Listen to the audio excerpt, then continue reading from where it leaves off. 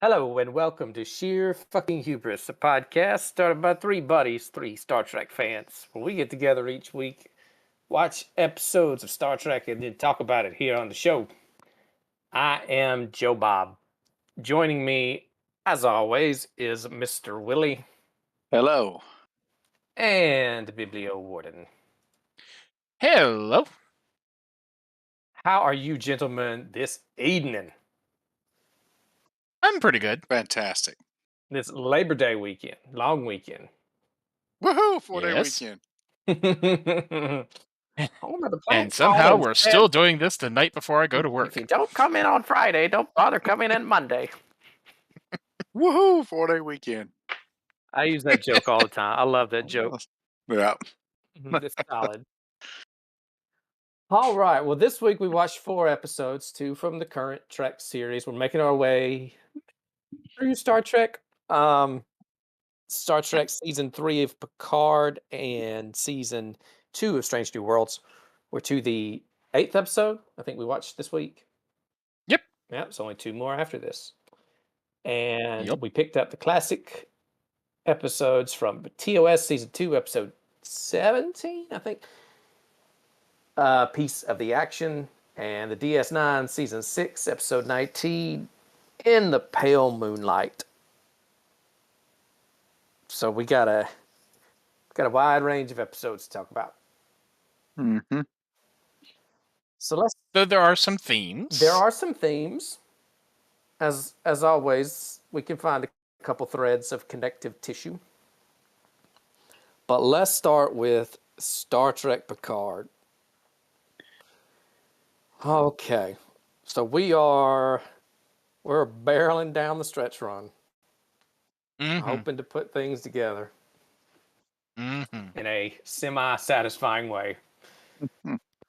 That we are. So we start this episode 8 called Surrender, with our crew being in a couple different places. Will and Deanna on the strike. How will that ever get resolved? Picard, Beverly, I think, are somewhere together. Geordi, Orlandra, and Data, or Brent Spinerbot, are in one place, and Vadic is taking control of the bridge. Oh no. Because Picard's plan did not go as expected last week. No. But luckily, when the ship needs to be big enough that you can't find insurgents, the ship is now big enough that you can't find insurgents. But last episode, when it needed to be small enough to take over the ship, we took over the ship. Yeah, I'm pretty sure Geordi and Spinerbot just stayed in engineering, and Beverly and Picard and Jack just stayed in sickbay. You think that would be like one of the first 2 places they look? Especially since Vadic had literally been there. Yeah. Right. She forgot about it. She was too interested in taking their eyes. Yeah, my gosh. Ears. Taking their plot points. So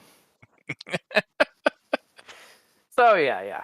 She starts turning off lights and comms and closing doors.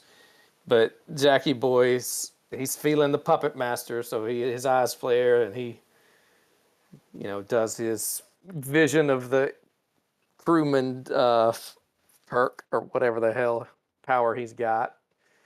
And starts walking around and gets a dude shot in the chest. Is like, well, that sucked. Yeah. So Jack's mind control Pulled him out of the Matrix just in time. Yeah, his mind control powers are growing at an exponential rate, apparently.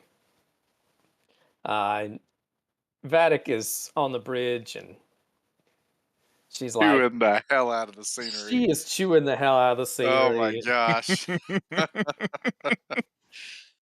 She's like, "This is the captain of your love boat speaking. Please send Jack Crusher to the bridge, or I might have to start killing people." Everybody's like, "God damn, get on with it." And I think Shaw is all pissed off at 7. "You should have blown turbo lift." He looks like fucking Rocky. It's like, you don't get to make hunky-dory decisions that make you feel hunky-dory, Hanson. She's like, My name is Seven of Nice. Like, Jesus fucking Christ. Oh boy. And while this is going on the strike, Will and Deanna are having a nice Having a moment to moment. themselves. Yeah, that's He's right. like, oh, Imzadi. She's like, God damn, I'm sick of you calling me Imzadi. He's Yeah. like, how did they ever get to you? She's like, well, they sent a changeling whose penis looked exactly like yours. But it's okay because his pizza sucked. Yeah. Riker's like, it's a rough episode for Riker. But she does mention something, I think, about how she could tell the changelings were off from the minute they showed up, but she went with them anyway because she had read the script. And she needed to get to Will's Will. like, we'll never get out of here. And she's like, oh no, it's not going to be. It's barely going to be an inconvenience. You just had to get captured so that you would find they captured me and they could bring me into this show because Yeah. it's 2402. Inflation's up. We need 2 paychecks, Will. So Yeah. I had to be in this show a little more. So she was channeling her best Peggy Bundy for oh Will in the last episode. I gotta say, I think that Gates Will, McFadden aged a did you little bit miss better me than Marina with every? Sirtis. What's that? I said I think Gates McFadden aged a little better than Marina Sirtis. I think you could be correct. Although it looks like Gates has had more work done. I think that's also true. She looks like she went through the Admiral face stretcher from Insurrection. Insurrection. And have you noticed how your boobs are feeling more firm? Or whatever, firmer, I don't remember the dialogue. I've only seen that movie once and it was enough. I think Insurrection is underrated. It's not good as a feature film, but it's a solid Star Trek episode. Mother Gothel just needs to stick to Disney.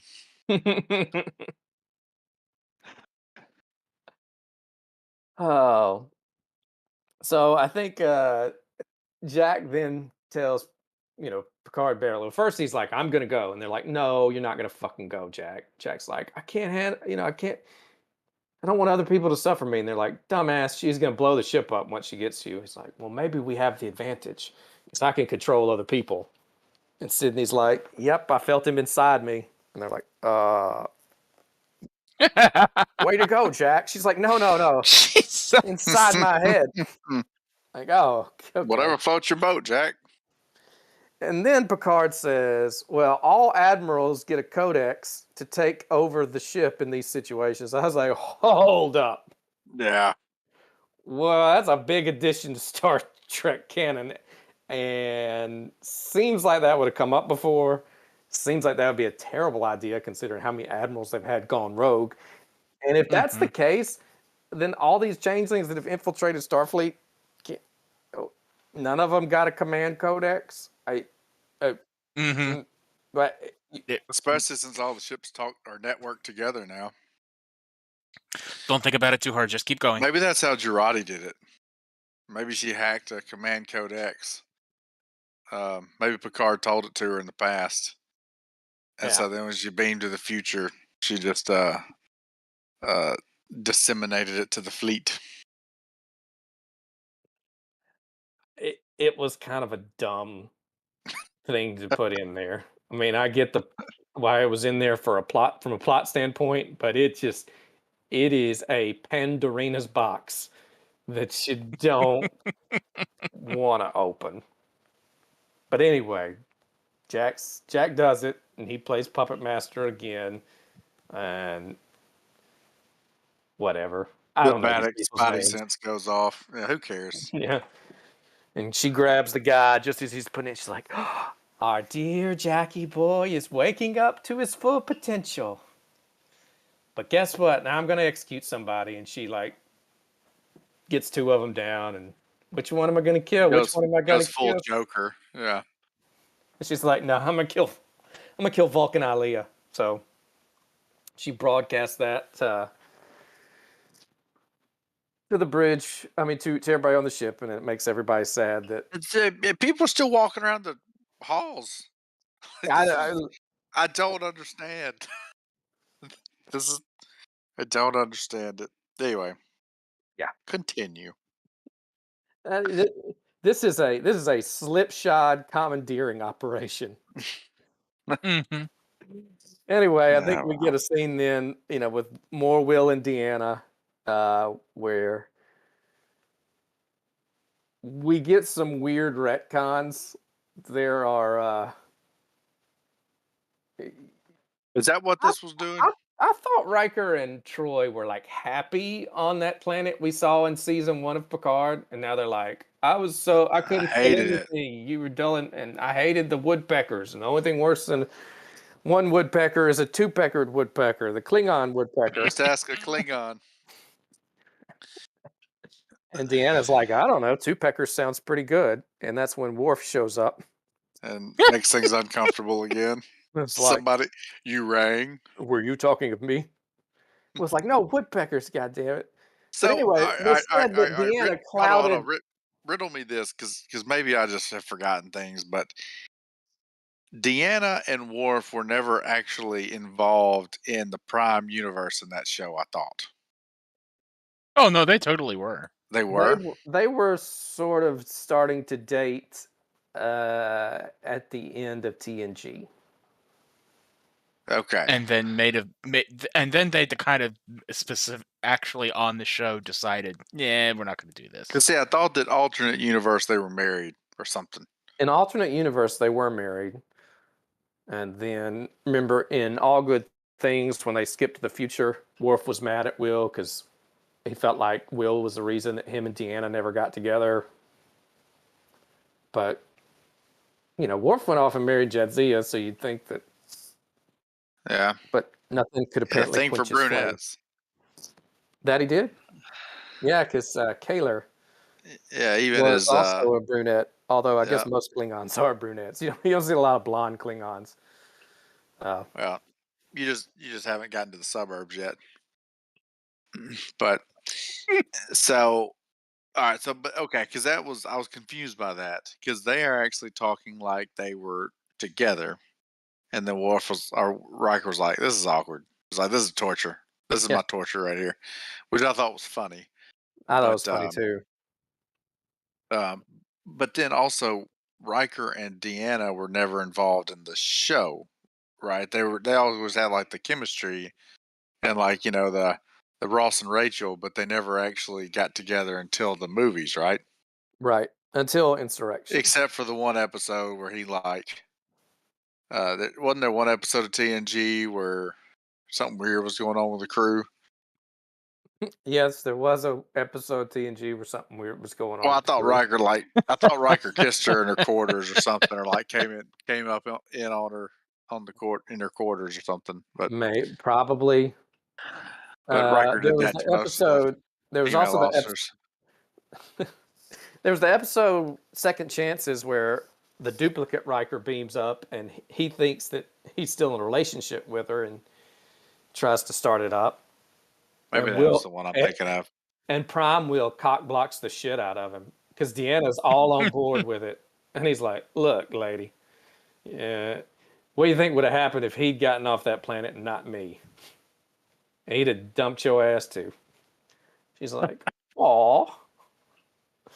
And so that's when Thomas went and joined the Maquis. Like, you will not cock block me again, William T. Anyway. But with I feel like they've retconned a lot of what was going on when we visited Riker and Deanna and their kid in season 1 of Picard. But I also feel like this show does not like Picard, season 1 and 2 of Picard, because there are a few things that I feel like is just saying, yeah, Picard sucked until we got here. This one, when they're like, we hated that fucking planet and that fucking house, and your pizza sucked, Riker. And then there's a couple more later on. But anyway, we just completely skipped any sort of prison break sequence. We're like, we don't have time for this bullshit. I know. It was, Man. like I said, Riker got captured for one reason alone, and that was to be put with Troy. Yeah. And so, Well, it was because you couldn't have the original cast around the table at the end of the episode, like an episode of TNG, if Riker had not gotten captured, or Riker and Troy hadn't gotten captured, and Worf hadn't rescued them, right? right. Because we had to Mhm. have the 20-year reunion sitting around the table, like Yeah. old time steak. I mean, I'm okay with it. So anyway, Worf takes him back, and he runs into Rafi, and he gives her.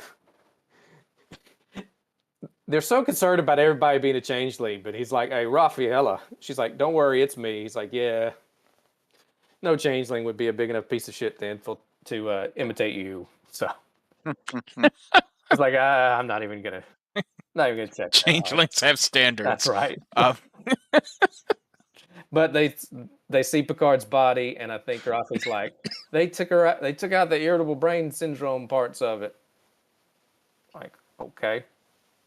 So now everybody knows that Picard's corpse was stolen, and that part of his brain is what they're after.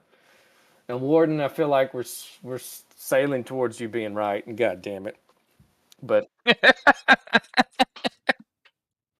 anyway, meanwhile, Picard and Beverly, they want to get back control since the codex thing didn't work, and they're like, but Sydney's like, I mean, I could write code in a year, my daddy in a month. You would need an android with Brent Spiner's personality and intelligence to do this. But where would that possibly be? And Picard like snaps his fingers like, wait, we actually have someone that fits that description on board. Oh, wow. I Okay. know. I love it, right? What a coincidence. So they go and find Spinerbot. And Geordi's unplugged him because he's like, no more of this lore taking over bullshit. Picard's like, plug him back in.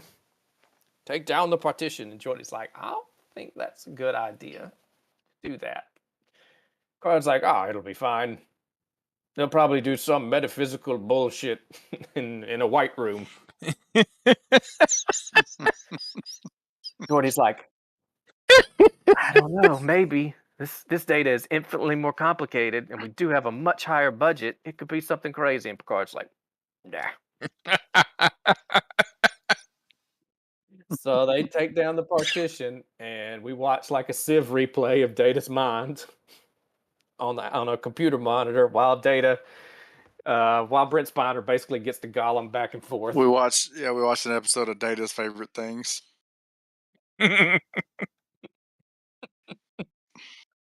it's spot.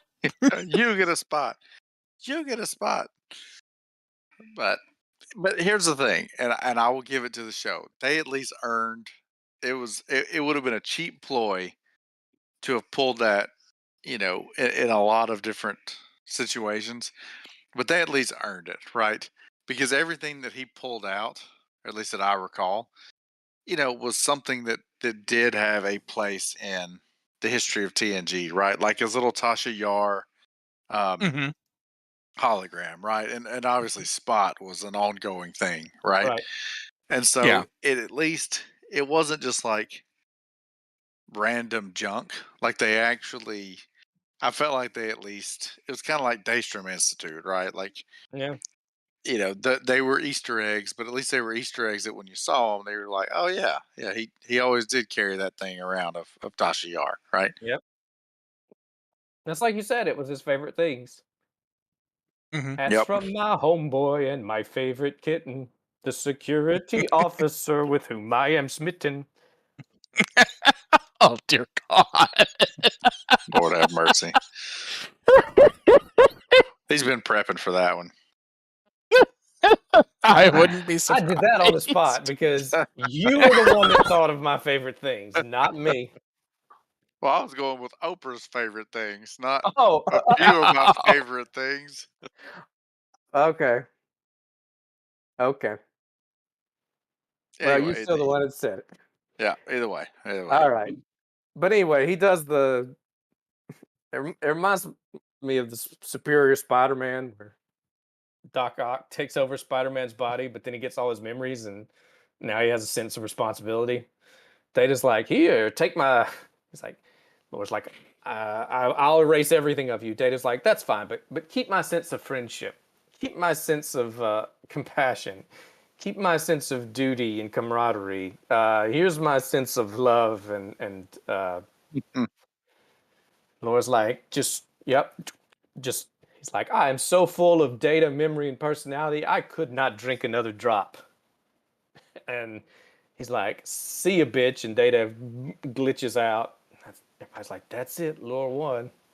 But then Laura starts feeling funky and Data pops Hit the back. reset And he's button. like, surprise, bitch. Yeah. You took all of me inside you. And Laura's like, what? He's like, no, not like that. He's like, and now I have become you. Goodbye, brother. It was a nice scene. Mhm. I liked it. And then Yeah. then the brain goes from red to blue and Data wakes up and he's like, I am here and I am pissed off. And I can fix this. And like, is this 1994? Because I feel like I'm just showing up to clean up all your bullshit again, Picard. And he starts fixing things. And one of the things he fixes is the comm, and they tell Riker, they're like, we need you over here immediately, Riker. And Jack has an idea of how to regain the initiative. So he goes to the bridge, and and they ask why the Almighty Vadic would listen to Jack, and he says, your dog. Because he's holding a thermal detonator. I know. My gosh. I couldn't believe that. Oh, man. Dude, we robbed so much Star Wars IP for the duration of this episode from this point forward. Oh, man. Yeah, Yeah. when he walked on the bridge with the thermal detonator, I was like, are you kidding me? We're doing it. We're doing mutually assured destruction. Yep. So, And they're like, everybody everybody go to the ready room or whatever the room behind the bridge is. And they're like, go backstage. And Seven's like, no, I'm not going. and For some he's reason. I don't know he's what like, the yeah, fuck okay, she's that planning makes on do. sense. And Jack's thinking, I'm really glad this little bubble's big enough for two people. Because I didn't know you were going to be the monkey in the wrench there, Seven. But anyways, Vatic is like, oh, Jack, you're finally starting to become who you're supposed to be or some bullshit like that. And, don't you want to know what your gifts are? Did you always know who you really were? Are you hearing them? Don't you want to know what's behind the red door? And everybody that's been watching this show is like, yes, show us what's behind the red door. Don't fucking cock tease us for another episode. No, we knew that was you absolutely knew that was coming. You're like, we're gonna see like a crazy light coming from the keyhole and then fade to black, or he's gonna reach for it and fade to black. But they're not gonna even fling it open so that you just see what it is, to hook you in. I was like, I know it's gonna end before we see it. Yep. But not before. Jack says, no, you know what? Fuck you, Data. And he flips his detonator on, and it's the bubble shield power up. Yeah. And he says, do it now, Data. And then we kind of introduce our second thing about starships that I'm like, holy shit, this didn't make any how sense. does this not come up? Like, open the bridge door. I'm like, whoa, what? Excuse me? And probably, I will say this, the least forced use of the word fuck in New Trek. I did laugh. And I was just like, fucking solid. Solid. And the front of the bridge opens up and sucks everybody out, except for Jack and Seven, because inside the bubble, physics breaks down. Yeah. And I'm watching it, and I'm like, the only reason that we are watching her frozen is because she's going to smash against the ship like a champagne bottle. Yeah. And by God, they couldn't resist. They couldn't resist. They could not resist. Speaking of champagne bottles, I absolutely love the fact that it's like a running joke that Picard's Picard Wine sucks at making sucks. wine. Yeah. Like, how do I Because you're know it's you, tasting Geordie? pedestrian. Yeah. A bottle of Oh boy. Chateau Picard that you said was dry because your taste in wine is pedestrian at best. Like, Yeah.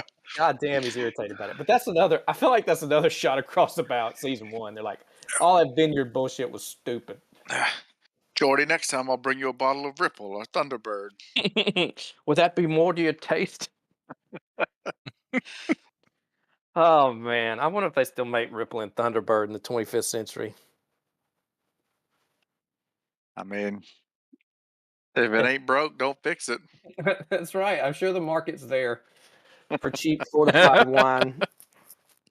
So the other thing they said about I thought they said that was kind of a shot at season 1 was Picard's like, I watched you die, and Data's like, yeah, well, that me deserved to die.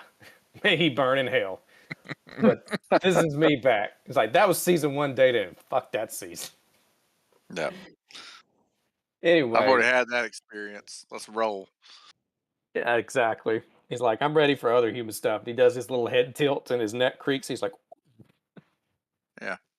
so they start to head up to the bridge, and Deanna's like, it's so good to see everybody, but I sense a terrible ancient darkness on this ship. And Picard's like, oh, Will you skip?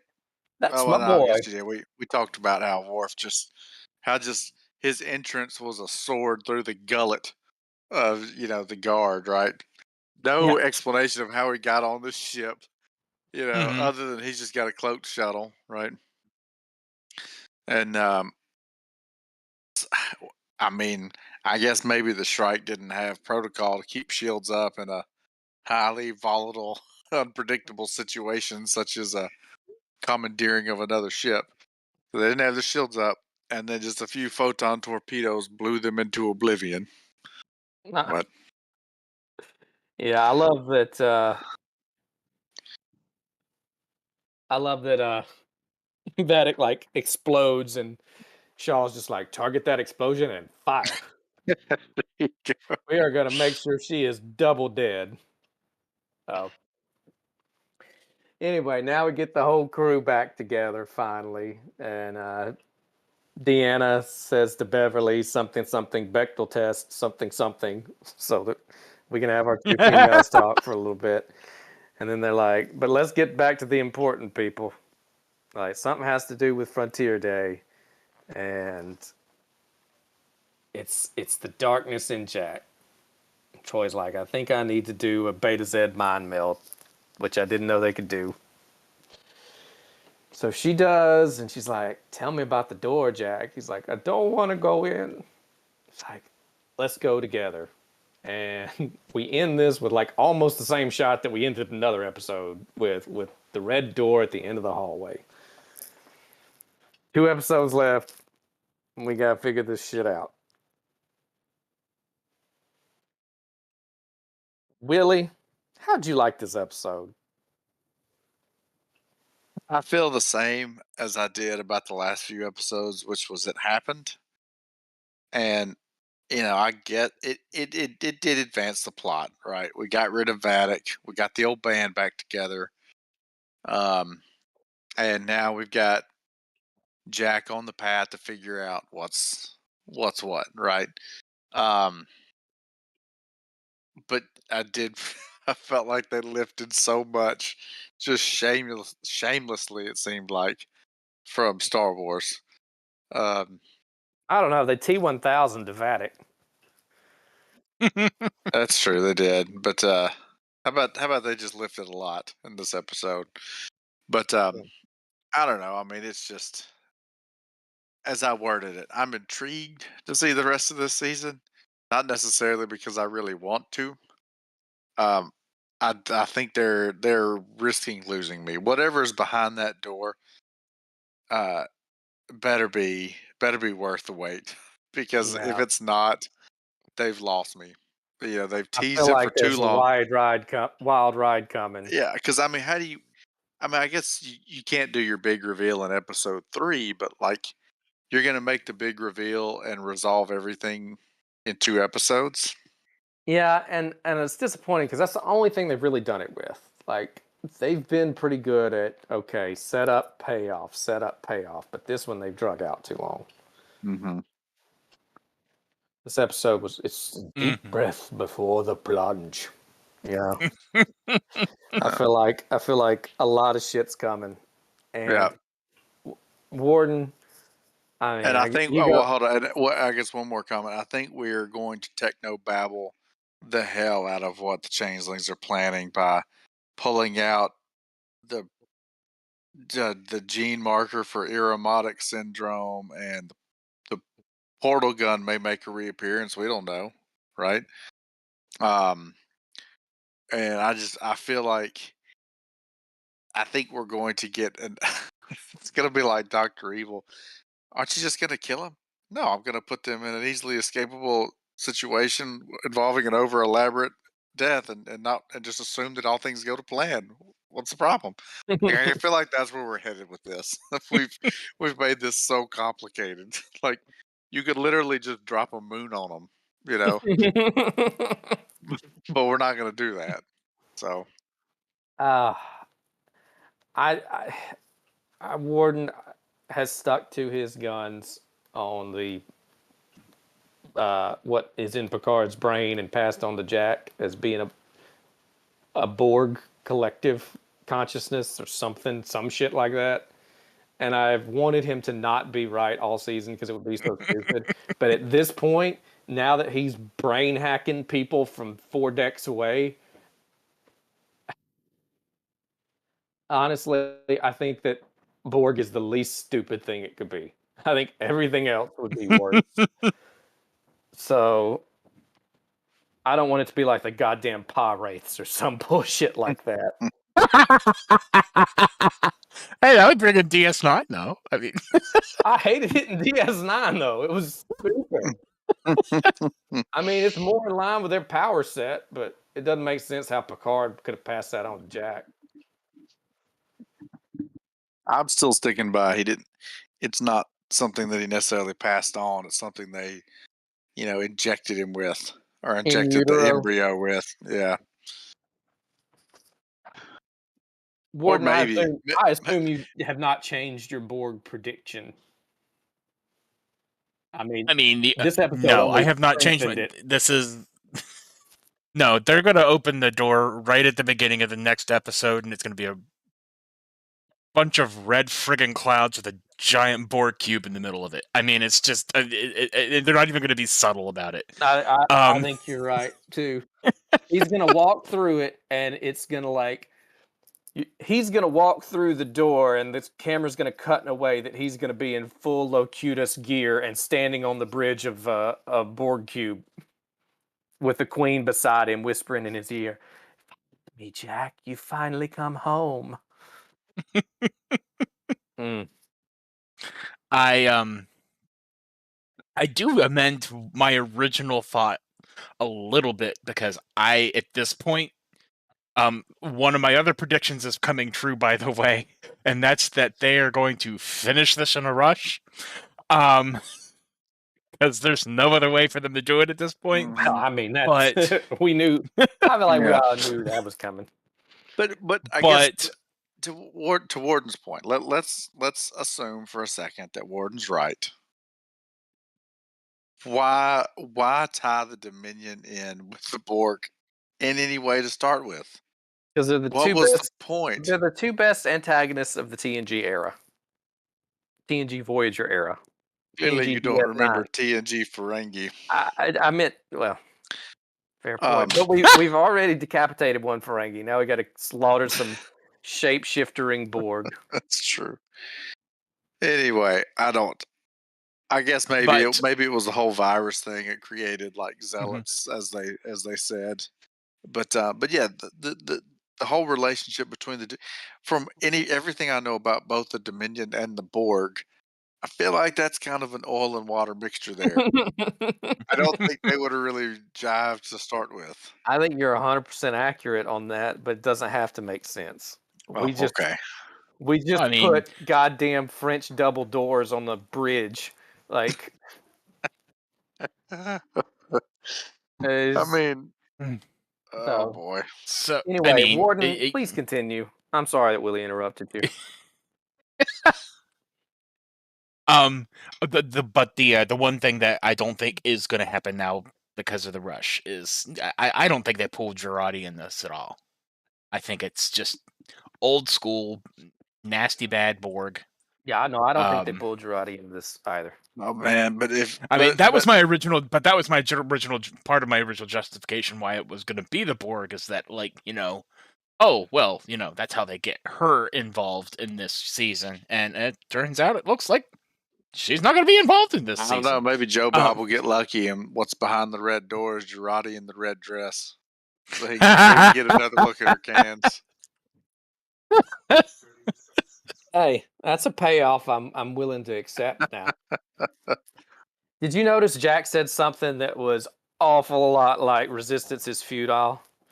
Mm-hmm. This episode, he said it in his, Jack Crusher parlance. It was something like, don't bother resisting, it's pointless, but yeah, he essentially said resistance is futile, and I was like, God damn, Warden.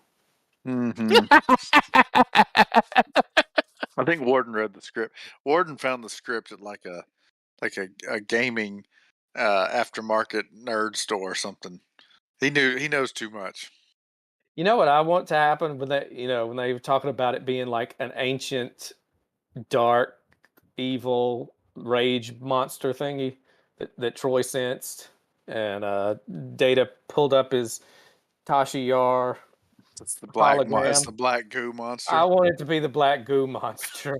I want Data to kill it and be like, "This is for Tasha, motherfucker," and that'll be his arc. He'll snap the goo monster's neck.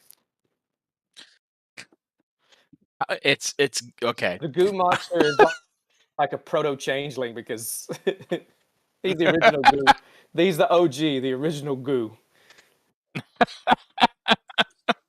and Armus allied with the changelings, and he hitched a ride with Picard inside his brain. And no, he hitched a ride, Picard's brain, and then migrated through his testicles into Beverly and into her baby boy. Like an episode of Family Guy. Mission Impossible starring Armus.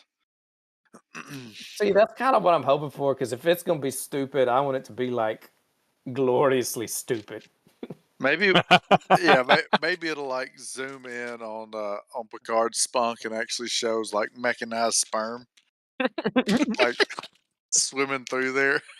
No. It cuts it. It's like 22 years ago. That's how the next episode's going to start, with a flashback, and you're going to see Picard and Beverly like sharing a bottle of Chateau Picard. She like kind of pours it out behind his She's back. gonna be like, it's kind of dry.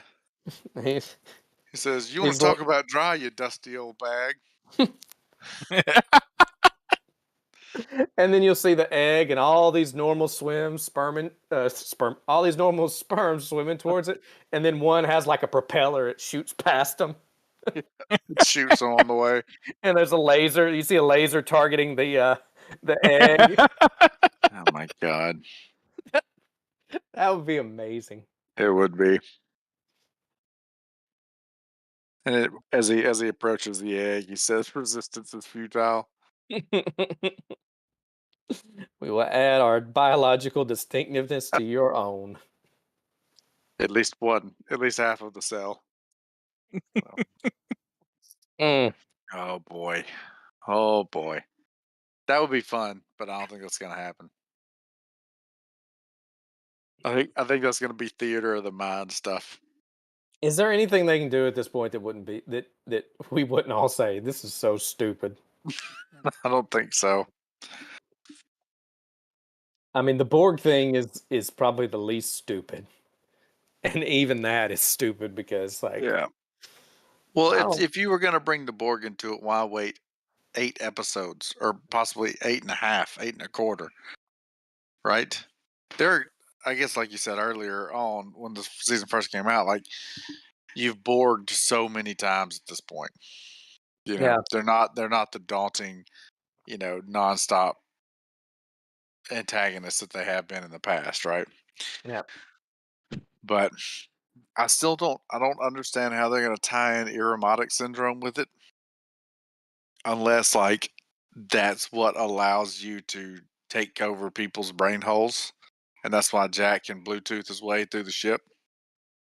Um, Well, I think what it because is that's new, right? yeah. Well, I think that the Irumodic syndrome was never Irumodic syndrome. It was just something they didn't recognize that presented sort of like Irumodic syndrome. Right. Because they weren't scanning for, pirates or Borg or Armus. I'm back in the Armus horse at this point. Fuck it. That's what it's going to be. I guess that's fair. So the changelings are going to know what was in dusty old Picard, but not 24th century medicine or 25th century medicine. Yeah. Yeah. It makes no sense that the changelings know about Jack and all his special powers that haven't manifested yet. Unless they've allied themselves with the Borg or unless he's a changeling. I mean, maybe the changelings implanted something. I still think the in utero thing is a possibility. Whatever. It's going to be dumb, I think. Yeah.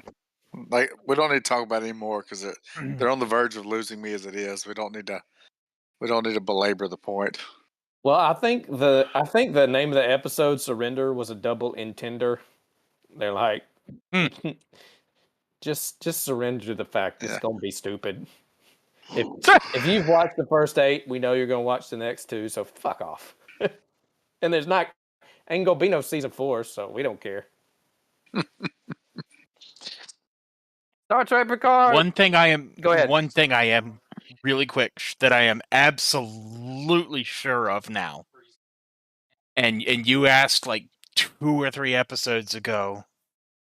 You think they're gonna bring, or either on or off air? I can't remember. You think they're gonna bring back the D? And I am almost certain of it now. It is the only member of the family that's not there. And if they're making a big deal about all the ships that are going to be networked to each other and blah, blah, blah, don't you think they might decide they need a ship that's old and not networked? Yep, I agree. See, I thought they were going to do it. I was convinced it was going to happen when we were at the Fleet Museum. And they needed... because it would have made sense. It Yeah. would have made sense for them to have been like, oh, we need an older ship. But they're going to be like, the Titan just doesn't have enough ass to throw around in a fight. We need a bigger gun. Geordi's going to be like, well, it's like, I've been working on a new entry to the Fleet Museum. It's not networked, but she's big enough. All I got to say is if they do, Joe Bob will be harder than a diamond in an ice storm if they do.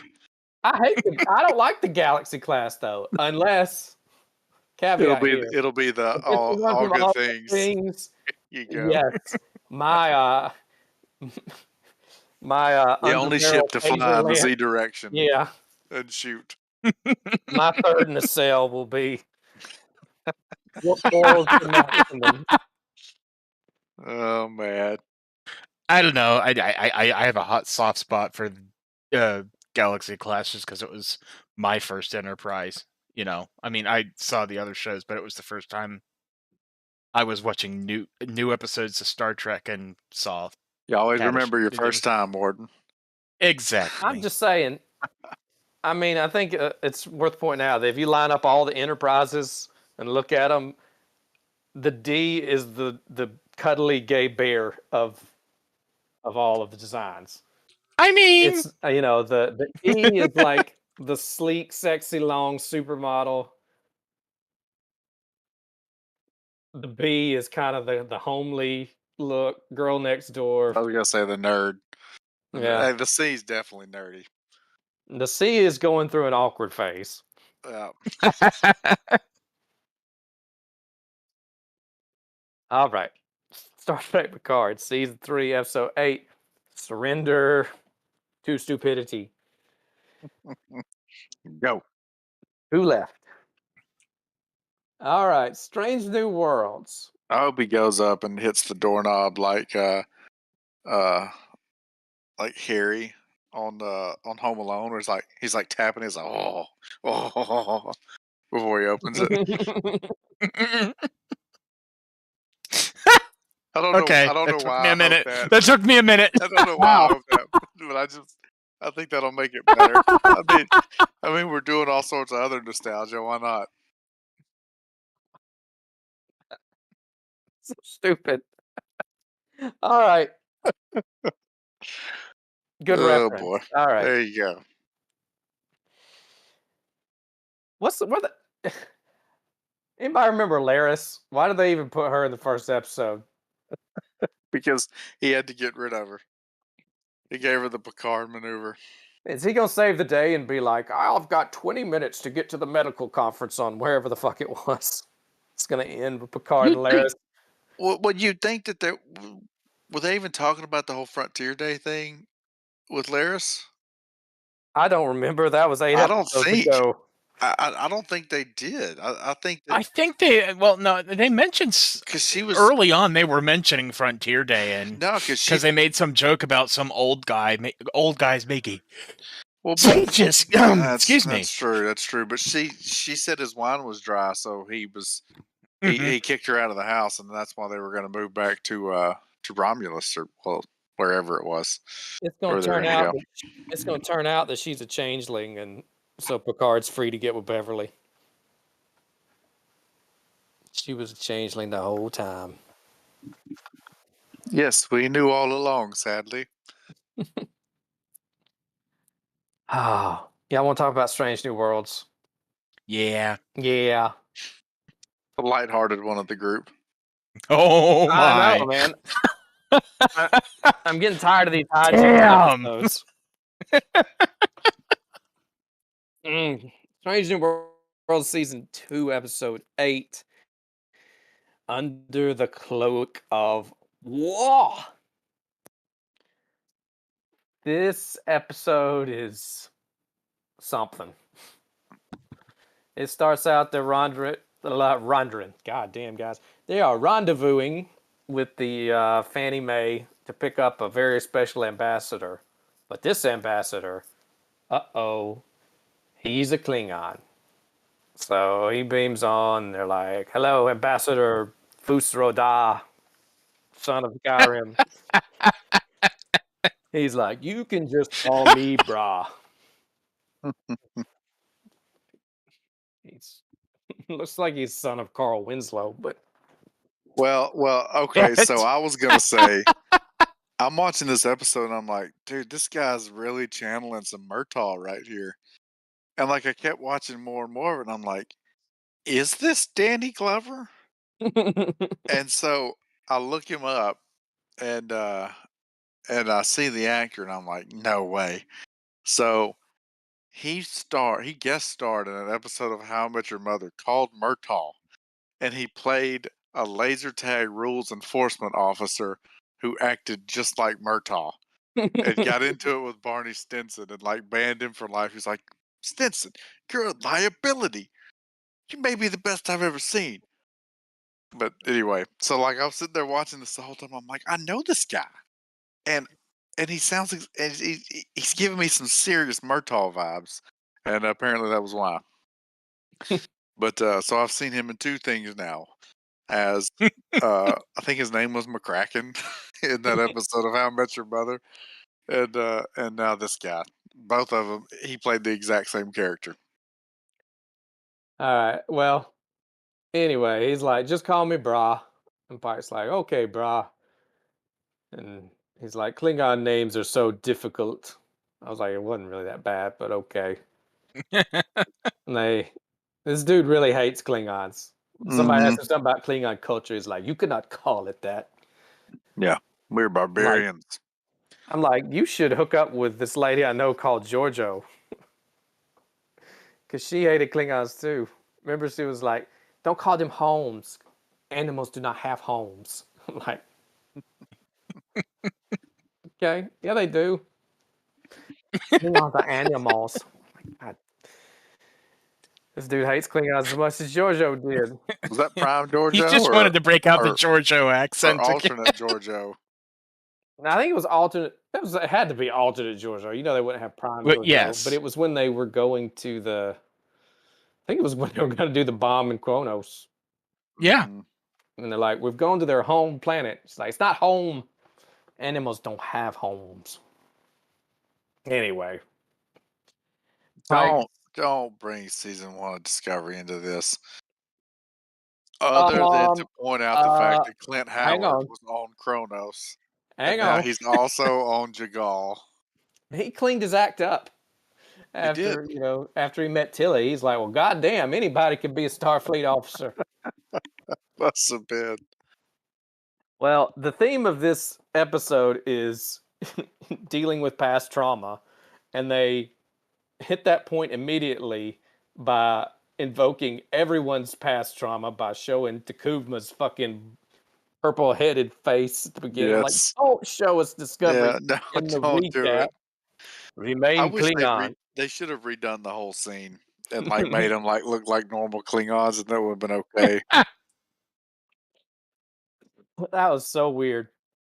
Well, at That least whole they didn't show Voke, because I still don't totally understand what happened, and it would have just really gotten the show off on a bad foot. Maybe like- they loaded his human pattern into the buffer. That seems to be a cure-all for just about everything. Yeah, I was like, oh, I see what you did there. He clearly knew that trick already. That's another one of those things I'm like, wow, that would come in handy a lot of times over the years. Maybe Bingo Like, should. why don't they just have like a buffer on Earth with like 18 billion people in there, just roaming around until they find cures for everything? Why didn't Riker load his kid into the buffer just in case AI brains got legalized? Mm-hmm. Scotty did do that in the TNG episode where Scotty comes back. Mhm. He had loaded himself and his crewmate into the buffer. So it has But the happened. crewmate did not hold up so well. Right. Well, they were recycling the pattern for like 70 years. So anyway, so Pike is like, and Starfleet wants us to have our war veterans hang out with this guy. I'm like, okay, I bet that'll go well. And most people on this ship act professional anyway. And then they cut to the bridge and Ortega's sitting in the captain's chair. I'm like, oh shit. And she's bitching about this guy. She's like, he's they call him the butcher of Jackoff because he fucking killed everybody. And the Klingons, she's doing her best all mirror Giorgio impression. And he pops in right. The only good Klingon's a dead Klingon. Lieutenant. Or whatever her rank is. Goes, Captain on the bridge. And Ortega's doesn't even turn around. She's like, fuck, he's behind me. Like, I'm caught. But Bra is such a refined Klingon, he doesn't even.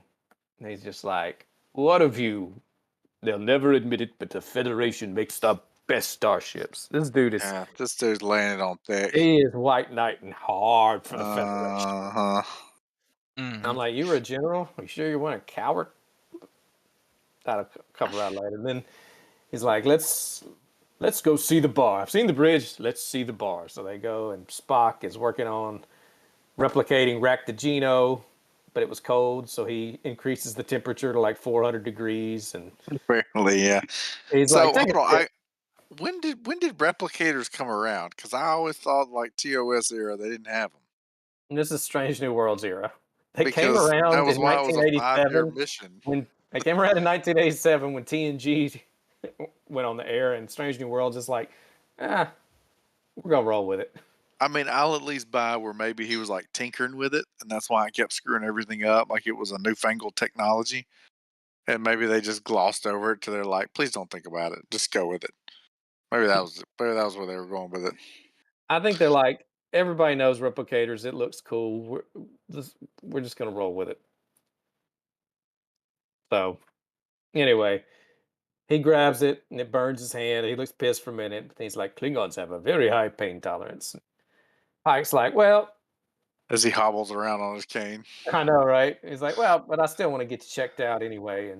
But Pike, being the thoughtful captain he is, he's at least warned. I'm sure he went ahead and warned Mbinga and Chapel that the Butcher of Jagal was on the ship. Yeah. It'd be terrible if, Binga just saw him. Can you imagine the shock that would give him? Hello, South Koreans. Meet Viet Cong. Wait, South Vietnamese? Meet Viet Cong. It does not go well when Binga sees him. No, it's not. And so Chapel's like, "We got this, man."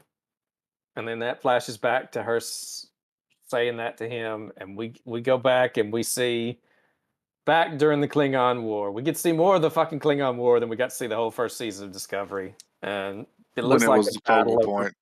yeah. So we get a little mini episode of Star Wars MASH. We land on the planet, and Clint Howard comes up and is like, "Hey, everybody, I'm in this one too. Go talk to Joseph." So Chapel's like, "Who are they killing?" He's like, "Everybody, men, women, children." She's like, "Shouldn't we get everybody off this planet?" He's like, "Nope, we'll wait until it's full slaughter. We're not going to evacuate the planet or anything. We'll just hold off. It's fine." Okay. And I then mean, at least for what it's worth, it made it added somewhat of a dynamic to Star Trek, because other than DS9, there was never really any like large scale infantry battles, Mhm. right? Right. Even though you had to assume, like, you can't lose 1 billion people or however, whatever, just ridiculous number they put on the Klingon Civil War or Klingon War, without there being a lot of like individuals involved, right? Like, you Right. can't blow up that many starships. So I think it was I at least appreciated the fact that they did kind of show that, there was like a very intense ground war involved in some of these, altercations. Obviously, you got that with the Dominion War, but I felt like it was a lot of skirmishes, right? Like, Yeah. you'd have 12 Jem'Hadar and 12 Starfleet officers somewhere Right. fighting it out, right? Mhm. So I at least thought that was cool. Other than the fact that whenever you develop an extra, or not an extra, but a small guest star, as much as you did that poor guy, you knew he was dead. Oh God, And yeah. like, well, he's a goner. Yeah. So where are you from? I'm like, oh my God. Yep, he's You're dead. just asking so you can send the That's body the there. kiss of death. That was a hand in the black spot. Terra Luna? We just call it the moon, brother. Anyway, I thought I called it Star Wars MASH episode, but I thought it was pretty cool seeing the little forward hospital and the siege going on overhead. I like it. Mm-hmm. And this is where uh, Chapel finds out she's the head nurse right after arriving, and somebody a guy comes in and he's holding his insides in his hands, and they put him in the buffer so that they can beam him up to the convoy. And so that flashback ends, and Binga's working on the bio bed, trying to fix what's broke. And Pike comes down. He's like, "Hey, I want some parsley. I'm cooking again because every That's episode, what I do. every episode." He's like, "Hey, you gonna come to dinner, right? Starfleet wants us to play nice with this ambassador. It's a big PR thing, real good for morale." I'm like, what the hell?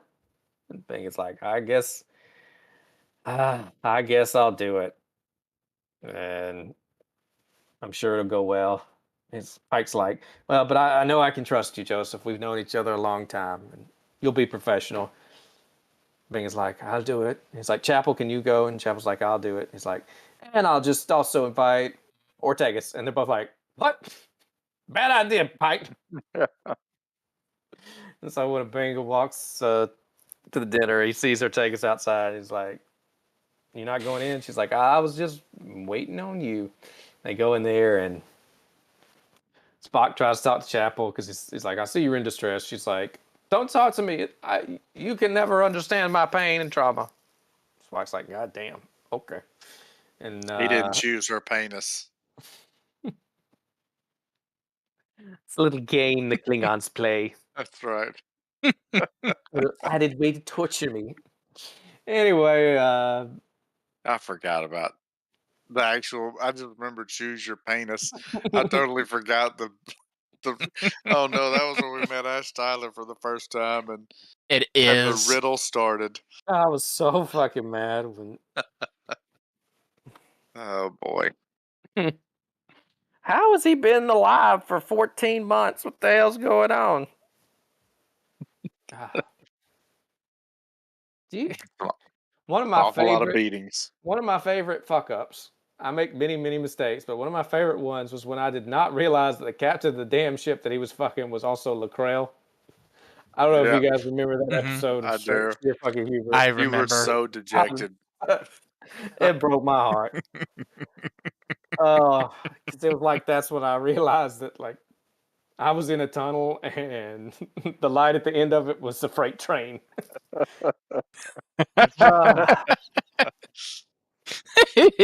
Oh boy. Anyway, Bra is in there and he is just jerking himself off over all the peace he has spread over everywhere. He's telling stories about how awesome he is, and Chapel's like, "Can he shut up for one fucking minute about all these fucking peace he's doing?" And so Spock goes and asks him about the art of war. I'm like, okay, interesting choice, but It is much Chapel better in the original Klingon.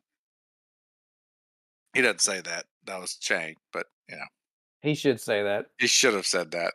That'd been a nice callback, actually. It would have been. So while he's talking, though, Binga has another flashback where his Andorian buddy comes up and is like, "We got to take him out. We need the John Wick doctor. We need Protocol 12." And Binga's like, "That does not exist anymore." It's like, "Yeah, but you made it. You can make some more.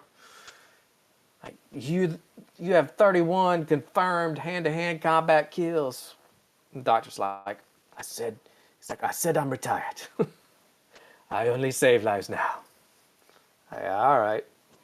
And then Just when I think I'm out, and they pull me back in. So Ra is still going on about what he's done to save people, and then he realized the doctor also served on the moon, and because I think he's like, Chagall changes people. He's like, yes, it definitely changed me. And it's like, oh, you were there. And about that time, Ortegas is like, says something in Klingon, hook, buck, like, whatever. And Uhura's like, did you just say, may Klingons remain Klingon-ish? Or something. She's like, no, it means remain Klingon. That's all we heard over and over and over again. Pike's like, get the fuck out, Ortegas. Why did I bring you? And she's like, this is on you, Pike. Yeah. I am totally who I am.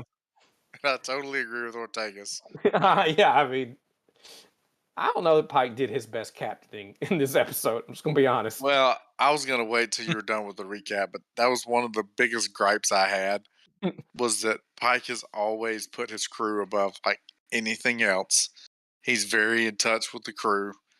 And I feel like on this one, he towed the company line knowing this was not going to end well. Like, who thinks it's a good idea to put traumatized war veterans in the room with their aggressor? Not even their aggressor, but like literally the guy who was in charge of the siege. You know, That you I were mean, on the planet you were on. right? I mean, I felt like it seemed so out of character for Pike. Like, I feel like Pike is quick to tell like the Federation to piss off when he needs to, if it's the right thing to do for his crew. And for some reason, he just really towed the line on this one. You know? This Pike blew up the entire Federation fuel processing center just because O'Hara got the spooky ooky feeling. That's right. But he's like, nah, let's bring three traumatized mean, war veterans in here with the butcher of goddamn the Jagal. next episode better be Pike in the principal's office being like, all right, Pike, you got 2 strikes. You blew up our fueling depot. The Klingon ambassador died on your watch. You probably don't need to do anything, you know. Just take these cadets out for a quick run around the block, okay? You know, this will be a real easy one. You know, we'll tee one up for you. God damn it, Pike. Strike 3 and you go in the boo box. The boo box. At the end, Pike was like, "Aw, tell your captain the truth." Oh boy. Anyway, Ortegas leaves, and Chapel's like, "I should probably go check on her." And Pike looks over at Binga, and Binga's like, about to break the chair in half. He's like, "Doctor, maybe you should check on it too." And then Pike's like, "I'm so sorry, Ambassador." Like, all right. But it's okay because the ambassador does the one thing that's never going to trigger a traumatized war veteran, which is grab them. You know, Yeah, as he's leaving, like I was like, Mhm. "Uh-oh." I hear that you like to fight. I would like to join you. None of this episode None of this made is a good sense. idea. He's like, "Perhaps we could heal by beating the shit out of each other. In full contact. If I come at you Oh, like boy. a spider monkey, swinging fists and arms and claws and teeth." And Bingo says, "I'm all jacked up on Protocol 12." It does have a Mountain Dew color. That's Yes, it probably does. like It's like super slurm. that's probably what it is. It probably is like, Code Green Extra Jolt Mountain Dew. He distilled Mountain Dew he just 1,000 times. he just rediscovered the formula. Oh, that's probably Mountain Dew is probably like part of the cocktail they injected into Khan to make him a super soldier too. Probably so. They call it the eugenics wars because Mountain Dew sued them when they called it the What was the Mountain soft Dew drink that came campaign. out when we were like in middle school? Surge or something? Yeah. That's what it was. Which still exists. Oh, does it really? Oh my Yeah. gosh. Wow. All right. My beloved actually rather likes it. So All right. Well, then so after Binga leaves, he has another flashback to the end of the siege, or maybe it's the middle of the siege. I don't remember. But we get another flashback to them planning, I think, the attack. Got to cut the head off the snake. Got to get General Dakra and all of his lieutenants. And the Andorian says, "We've got the go-ahead." And Chapel and Binga are pissed because they're like, "He just wants more meat for the grinder." And then I think we cut back to Chapel, and Spock apologizes to her. She's like, "War just never leaves you. I need time, Spock." I was like, And "Okay." he bolts. He is halfway down the He's like, "I hallway. have had enough of human emotion bullshit." It is true what they say. Bitches be crazy. And he just bolts. "Nurse, I get the distinct impression we will not be engaging in intercourse anytime soon, so I will just tend to other distractions." And then you just hear the harp raging. Oh God, he's playing like a Metallica solo on Yeah. Oh man. Then I think we get Binga and Bra having their judo sparring, and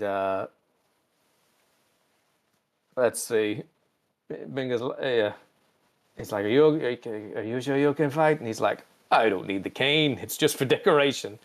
They beat the shit out of each other, and it starts getting more and more intense. And he asks him, this is where he asks him, he's like, "Which of your lieutenants fought the hardest?" And Bra's like, "Well, that would be my first mate, Kif. He fought to the death. It was a sacrifice I was willing to make." Was that I Sam Brannigan? the only one that couldn't believe that his first officer was named Kif? I didn't even catch it. Oh Wow, man. you're the oh I wow. know, I'm the Futurama of the bunch. Oh, yep. Yeah, I don't remember the other one. One of them was like Rudeal, and then there was Captain Kif Croker or Commander Croker, I don't know, whichever it was. Oh, that the judo outfits. If they'd just taken their pants off, it would have looked like Zep Brannigan's uniform. It It's really that would have. maroon robe. Oh man. So anyway, Bra's like, well, wars change people. And Binga's like, don't I know it? I need a sonic shower. So he goes and gets in the shower and has more flashbacks. I think he gets back to the final flashback of him, or no, the almost final flashback, right, of him saying, fuck this, because he sees the guy that he asked where he was from come back with his throat slit open, and he's like, I am going full Protocol 12. And Chapel's like, kick some ass, take some names. And Ron Howard, or whatever the Howard guy is like, bills and bows, people, bills and bows. All right. Quirky character. So it's a weird place for a semi-comedic character, but Yeah. that's okay. So he goes out though. He heads out, and then we get to see a scene of Una coming into the ready room. And Pike's like, "Well, that dinner went well." He's like, I think things are going great with the Admiral." And Una's like, "You are not doing your job, Chris." He's like, "I know my crew." She's like, "You really don't. Morale is in the shitter. Here's a course that'll get us there a day early because we got to get Bra off of this fucking ship." And he's like, well, maybe. And so they adjust their course because Pike agrees that might be a good idea to get this guy off the We ship. need to get him off the ship. So Bra decides he's going to go to sick bay, and Binga's looking through his memory murder box. It's got a Doctog in it. And he just tells Bra, he's like, please, just leave me alone. And Bra is not going to do it. He's like, no. He's like, come on. If we can be friends, hey, we can do a lot for Federation Klingon relations. And Binga's like, I know exactly who you are, and I want you to go. Please, he, in his defense, he asked him to leave like two or three fucking times. He did. Finally, he turns to him. He's like, it wasn't gifted fought the hardest. It was real. He fought me long enough to cover your escape or something. And Bra's like, wait, you knew that? He's like, I told you. I am the butcher of Jagan. I am the butcher. And he's like, why did you let me take credit for it? And he's like, because I am ashamed of what that happened that night, unlike you.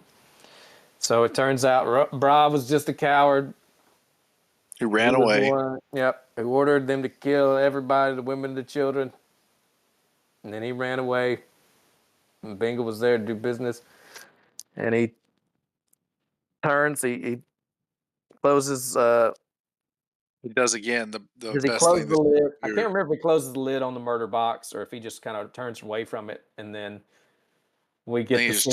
He turns away from the Chancellor, and the Chancellor again does the best thing to do to a traumatized war vet, which is grab him. Put his hand on his shoulder from behind. Yeah. Approach him from the blind spot and instigate physical contact. That is how you deal with PTSD. Mm-hmm. That's page 1.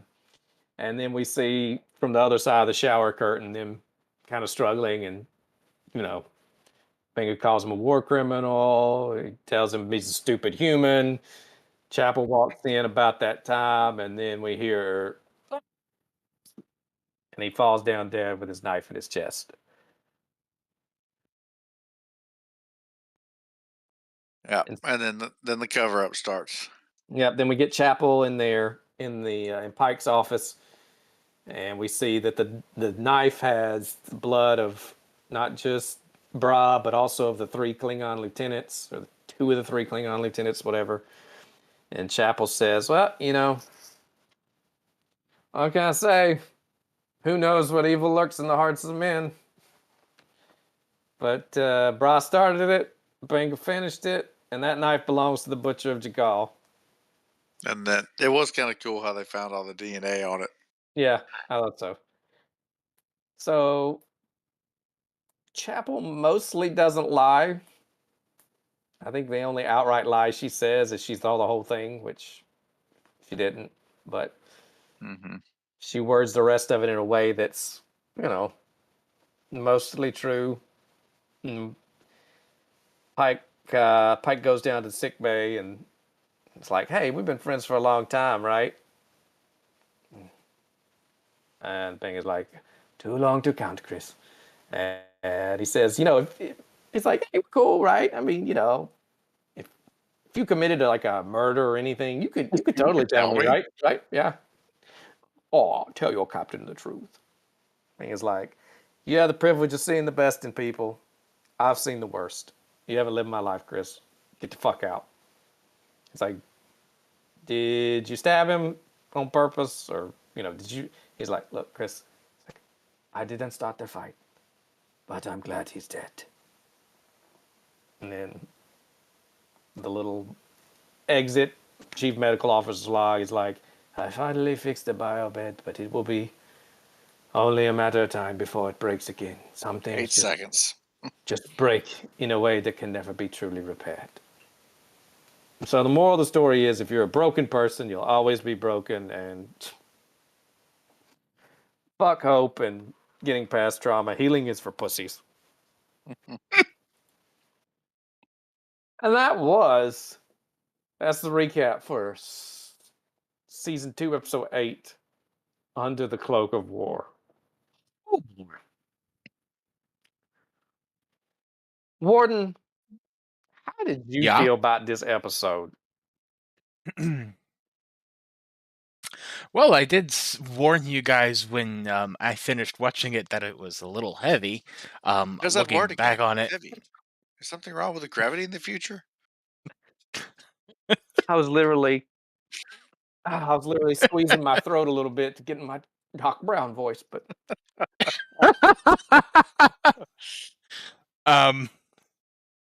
now that I've heard don't the let recap, good be the enemy of perfect, or don't let perfect be the enemy of good, Joe Bob. Yeah. Oh, now that you've heard the recap, but yeah, it would have probably been more akin to like depleted uranium. This is a heavy episode. I mean, it's rough. I thought it was well done. You poke at a couple. In the recap, you did poke at a couple ridiculous things, but that's, I mean, every episode of Star Trek has some mild ridiculousness. So, right. Yeah, I thought it was really good. I thought it was actually a very, not that I've experienced PTSD of this sort at all, but I thought it was actually a very reasonable depiction of trauma, and trauma that has not been dealt with yet.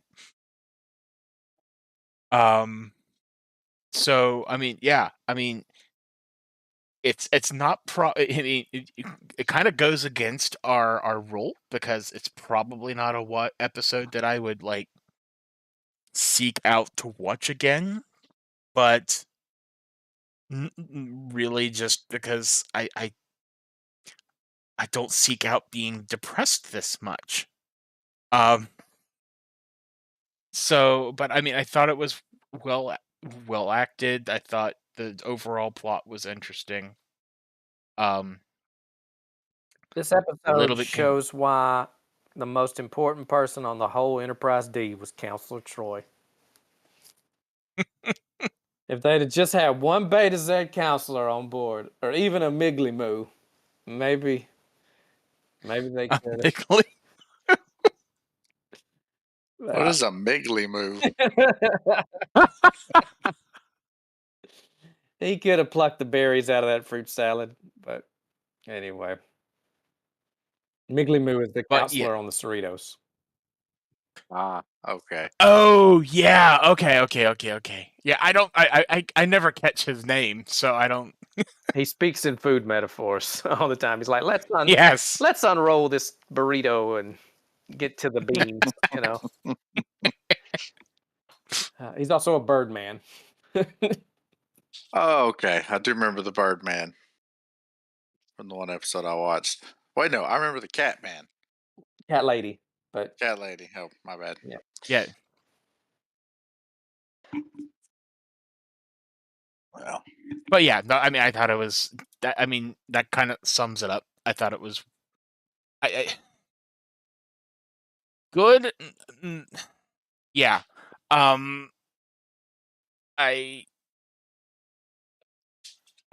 cannot remember the actor's name, but the gentleman who plays Mbenga really worked his ass off. Oh, it's very not American. His first Oh, name is yes, I know. Babs, and then it's like you know, a mixture of vowels and consonants, as opposed to other names, Yes. which well, I don't know. Apparently, I have none of those.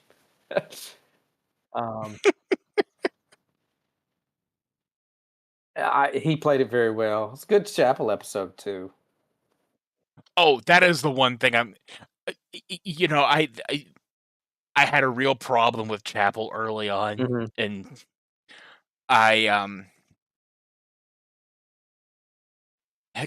came around, and I still think the character as it's portrayed on Strange New Worlds is very interesting. The actress does a great job. I am still, but this is one of those episodes where it's making it very difficult for me to figure out how you get from this character to the woman who flips out because Spock throws the Plomex soup at her. So I just, yeah. They realistically, they should have just made her a different character. Mm-hmm. I mean, because she's a different character. I don't think that's a line you can draw realistically. But she's a great character. Mm-hmm.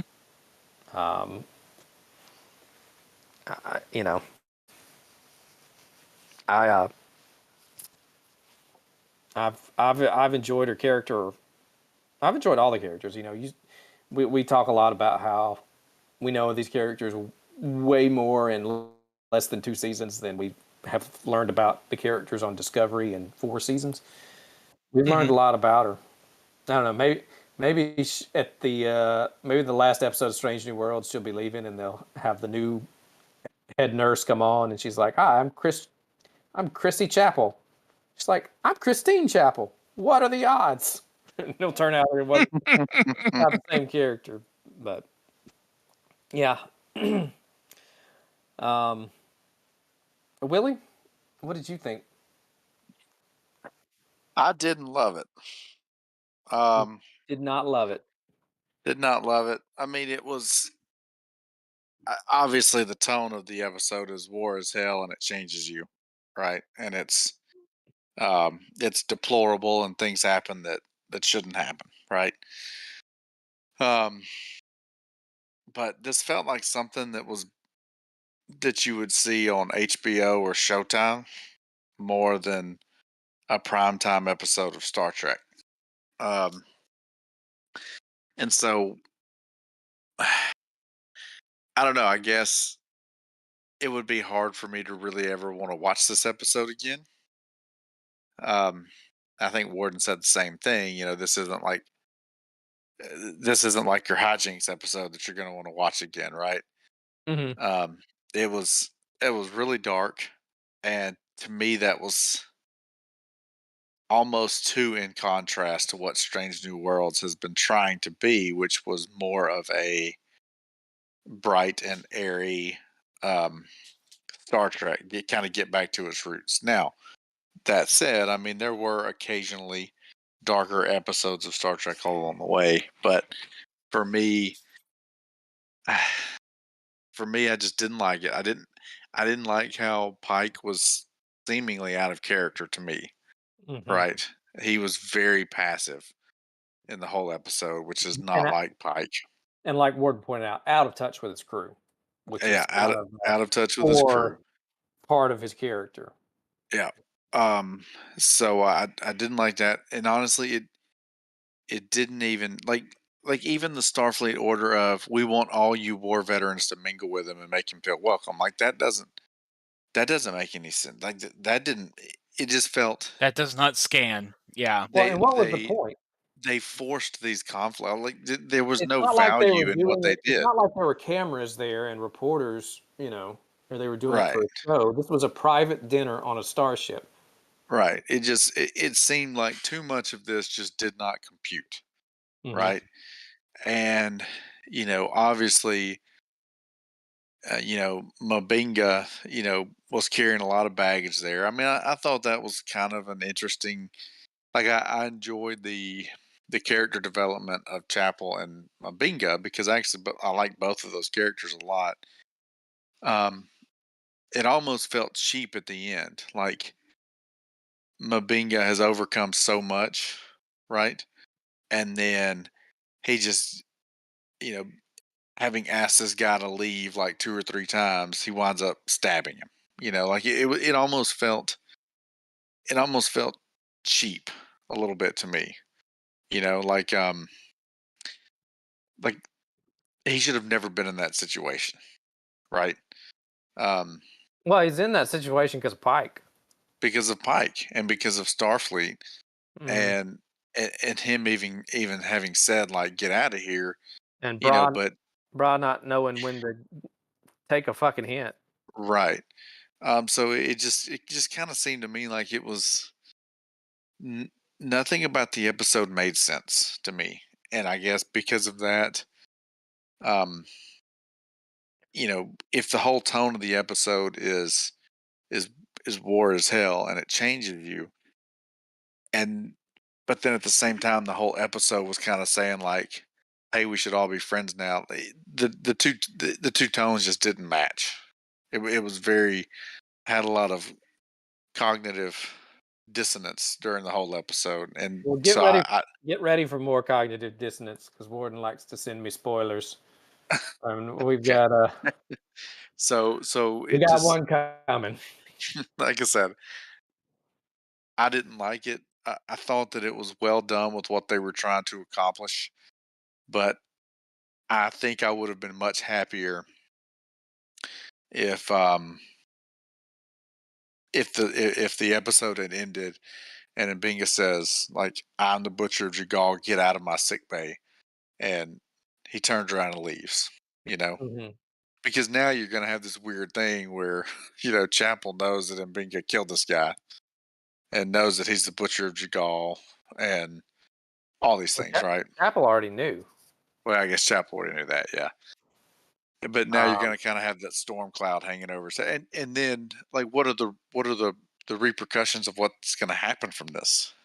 And in future episodes. So, well, and that was something that I kind of took an issue with was Pike's like Joseph is like, can you tell me? He's like, there'll probably be an inquiry, but you're fine. And I'm like, whoa, right, yeah, wait. I would think this inquiry might be a big deal. You've got a combat veteran with the most confirmed hand-to-hand combat kills in the entire Klingon War, who stabbed a Klingon ambassador on a on his Federation ship. starship, a This mission of inquiry peace. is going to be a little bit of a deal. Yeah, It yeah, ain't going to be no big deal. I think it's going to be a very big deal. It's also an incredibly public figure who Starfleet was so amped to put out there as their poster child of him getting along with war veterans that they forced all these traumatized veterans to eat with him, and now one of them stabbed him, and they're like hey, it'll be fine. Inquiry. Like the only way the inquiry is not going to be a big deal is if they're going to be like, wow, yeah. we Chalk totally this one up to we inexperience. totally fucked that one up. Let's Yeah, sweep this one under the rug. boy, we did not expect that. That is I should have seen that coming, but I did not. Yeah, My favorite part of the episode is where Binga he just says, "Why did you have to come?" Because you get it's almost like it raised the question of like, is he at that point already decided he's going to kill him? And yeah. it is almost he was trying to get past it, but now he's like, nope, you had to come back, so I got to fucking kill you. Got to finish the job. It's an interesting decision to put the fight behind the shower glass. If you don't actually know. So you don't know what happened. I mean, it's obviously I think, intentionally left up to your interpretation as to, I mean,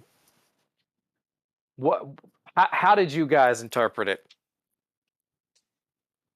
I interpreted that Mabinga killed him. Well, yes, There, Mabinga.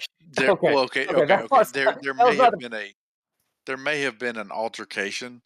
I do not think that Mbinga's life was in danger, or that he was under any risk of being harmed by this guy.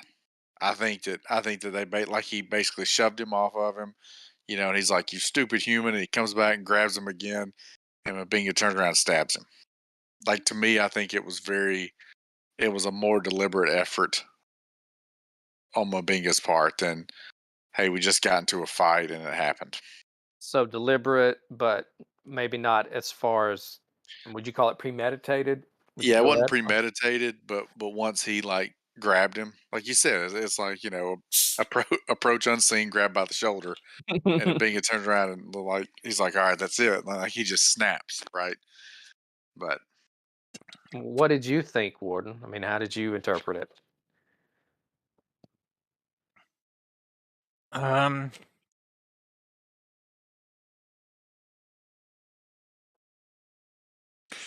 think I'm more or less along the same line. I imagine he did do it. I think he's being, because I don't know that Chapel would have a reason be acting so cagey if he didn't. And while while she didn't see everything, I assume, maybe not correctly, but I assume she saw more than camera did, but maybe not. Well, she said that Mabinga calls him a war criminal, and that's what set him off. But she walked in after Binga had called him a war criminal, so she didn't actually know. I mean, she's telling, again, she says it kind of in a way that, from a certain point of view, is all true. Like, I mean, she said that General Bra started it, and you can argue he did. I mean, you could argue he started it by going to sick bay when Binga obviously didn't want him there, or putting his hand on him, or you could even say he started it on Jagal, and Binga's just now getting around to finishing it. But I don't think it was premeditated. When I went back and I watched it a second time, and I think that, because I wanted to read some reactions from people on the internet, and there were a lot of people that were like, "Oh, he just straight up planned to murder him. He got out his murder box and had the knife ready when he showed up." But I think he was just kind of going through his memories. Kind of, it was more than just getting a weapon ready to stab somebody with it, and he did put it back in and turn away from it. He walked off and left it. So I don't know if it's a good decision or not to put it behind the shower glass, but it's the decision they made. So it leaves some uncertainty there for people to draw their own conclusions about how stable the chief medical officer of the Enterprise is. Well, and here's the thing. I'm not sure we're done dealing with this. We're almost certainly not done dealing with this. And while Mbenga's character is still in existence in the original series, he is no longer the chief medical officer. So something's going to happen. Maybe it's different in Benga. Yeah, I'm sure that precisely. That's, there you go. Yeah. I think surely we're done with it for this season. There's 2 episodes left, and we've already had 2 Oh, well, episodes yeah, dealing but with I this. mean, we got to have some sort of Gorn resolution or confrontation, maybe not resolution, because they've teased it multiple times. They teased it again this episode. Maybe not teased it, but I mean, reminded you of it. I'm fairly certain at this point in the season, it was already known that there was going to be a third one. So Yeah, I'm pretty sure that they have plans to deal with at least some of this fallout at some point. Yeah. I What about you, Joe Bob? I'll say this. This episode's memorable. We've had a couple episodes of this season of Strange New Worlds that I thought were pretty forgettable. Um, I feel like I'll remember this one. It doesn't necessarily make it good. There are elements of it I liked. I feel like they wrote this. Sometimes I watch movies or shows or read books, and I feel like there was one idea they came up with that sounded really cool, and they just wrote backwards from that. Like when I saw the movie Signs, I was like, oh, they wanted M. Night Shyamalan thought, wouldn't it be cool if somebody was dying and their dying words made no sense until there was a weird situation where all of a sudden they made perfect sense, and he concocted this cockamamie story around it to make a 3-hour movie. I kind of feel like this is that M. Night Shyamalan syndrome. Like it's they thought, wouldn't it be cool if if it turned out Bingo was the butcher of Jagal, and he was the one that did all this killing. Everybody thinks that there's a Klingon that did it, and they just kind of wrote the episode backwards just to get to that gotcha moment with him and Bra in the sick bay. Yeah. And some of it just didn't. And so to do that, to get to there, they had to force a few things plot wise, do some things that don't really make a whole lot of sense. Maybe not plot holes per se, but contrivances. People are conveniently stupid, like Pike, in this episode. Yeah. Well, and I mean, one of the biggest probably things that doesn't make sense now that you even think about it, or now that we're talking about it, is um, Brat, or whatever we were calling his name, would have had absolutely zero value as a chancellor to the Klingon Empire. They would well, not have respected anything about him. that's very true.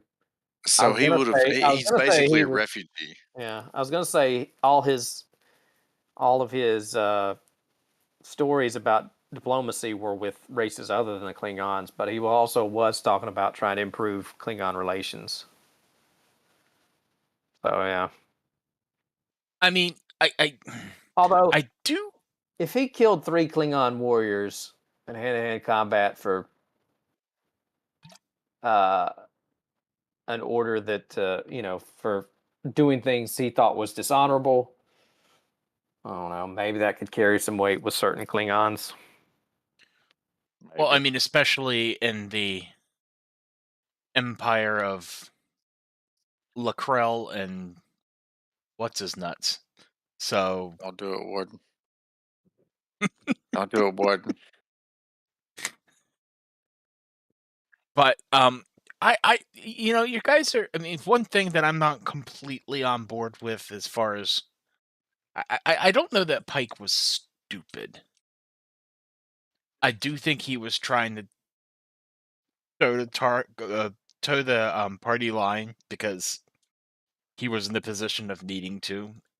He did go to both of Pike and Mabinga and Chapel, and is like, are you guys going to be okay with this? He's like, this is the way it is, but I'm not going to put you in the position of doing with this if it's going to be a problem. And they told him it was not going to be a problem. He might have gone to And Ortegas. Yeah, but I don't know. That's kind of like when somebody asks you where you want to eat, and you tell them that you don't care. Whatever you decide is fine. So that way, when you don't enjoy it, you can be like, "Well, I didn't pick this place." well, yeah, He but also led with these orders come from very high up. They want they want all the veterans having dinner with So it was very much like the brass expects us all to do our duty here.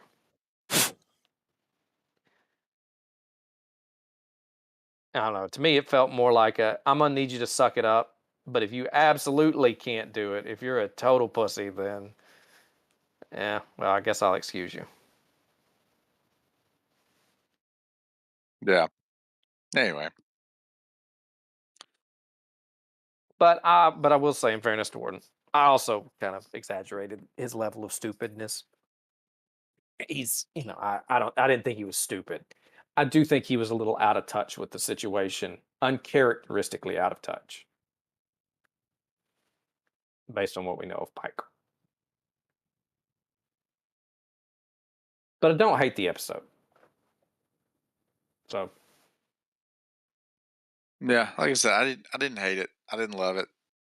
I mean, what they wanted to do, they accomplished. I just don't know if it was worth accomplishing. I guess that's my summary. yeah, Well, one thing you can definitely say about this season of Strange New Worlds is they are trying to do a bunch of different things. I don't think there's been 2 episodes that have had the same tone, or I mean, they've actually tried to do a lot of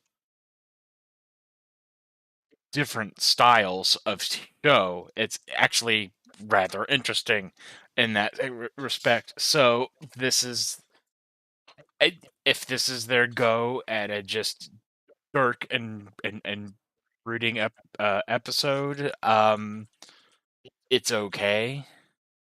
Like I said, I thought it was well done enough, but it isn't perfect by any stretch of the imagination.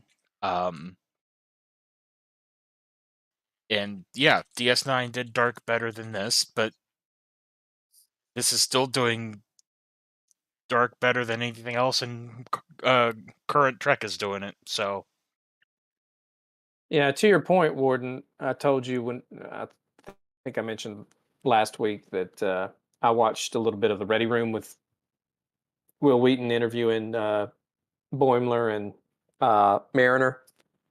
And he was also interviewing Frakes because Frakes directed it. And Frakes said that this season for Strange New Worlds, when they came to him, the way they explained this season was they're treating each episode like a standalone movie of a certain genre and go for it. It's like they said this is a humor episode, a humor movie, or a comedy, I guess one might call it. We're doing a thriller, we're doing a suspense, so we're doing a courtroom legal drama movie. He said, so they told him like, no holds barred, make it a comedy, and so that's how they're treating each episode as its own movie of, maybe a completely different genre than the next episode.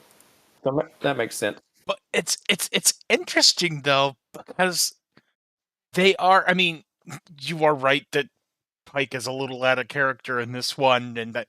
But to be broad strokes, even though each one has been very different in tone and style, they're keeping some threads of consistency. I mean, people aren't like wildly, for the most part, acting differently than they normally would, unless it's specifically called for in the plot.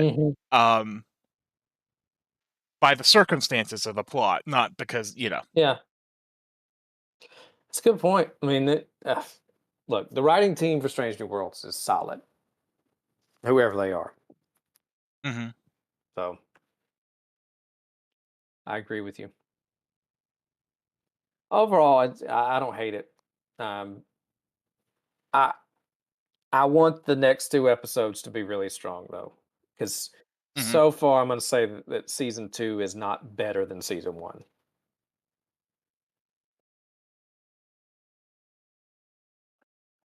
But it's not saying it's bad. I just don't know that I would Mhm. say it was better. Yeah. All right, Star Trek: Strange New Worlds season 2, episode 8, Under the Cloak of War. We also watched 2 bonus episodes, like we tend to do from classic Trek. One of those being the original series episode, A Piece of the Action, season 2, episode 17. I I picked this one because everything else we were watching was so heavy. I want to watch a picture that's maybe a little bit lighter. So it's about the feds coming back and putting the squeeze on the local kingpins, trying to take over, edge them out. Yeah, I want a piece of the action, eh? Yeah. So yeah, Ain't nobody moving in on my territory, okay? I fought for this. I got this. The only man that's out there that's dead is a cooperative man. oh, this is I picked this because I felt like it ties to the morally gray theme because the resolution for this is just, well, you know what? I'll just become the head of the five families, and they just throw a cut Right. back to us, and bada bing, bada boom, problem solved. It's like, Within 5 what? years, the Kirk family will be completely legitimate. Like, no, not problem solved. And I thought we needed a little bit lighter episode based on the other three that we watched. So, Warden, had you seen this one? Yeah. I saw it once. And I did a thing when they came out on Blu-ray. I watched seasons 1 and 2 all the way through, and so I would have seen this one, and only petered out like about a quarter through season 3 with my intention. So, but yeah, I'd seen it. how you feel about this episode? I feel like the budget was tight, and they needed to reuse props and costume from gangster stuff, so that and so they shoehorned this into an episode of Star Trek, because they didn't have the imagination for the holodeck yet.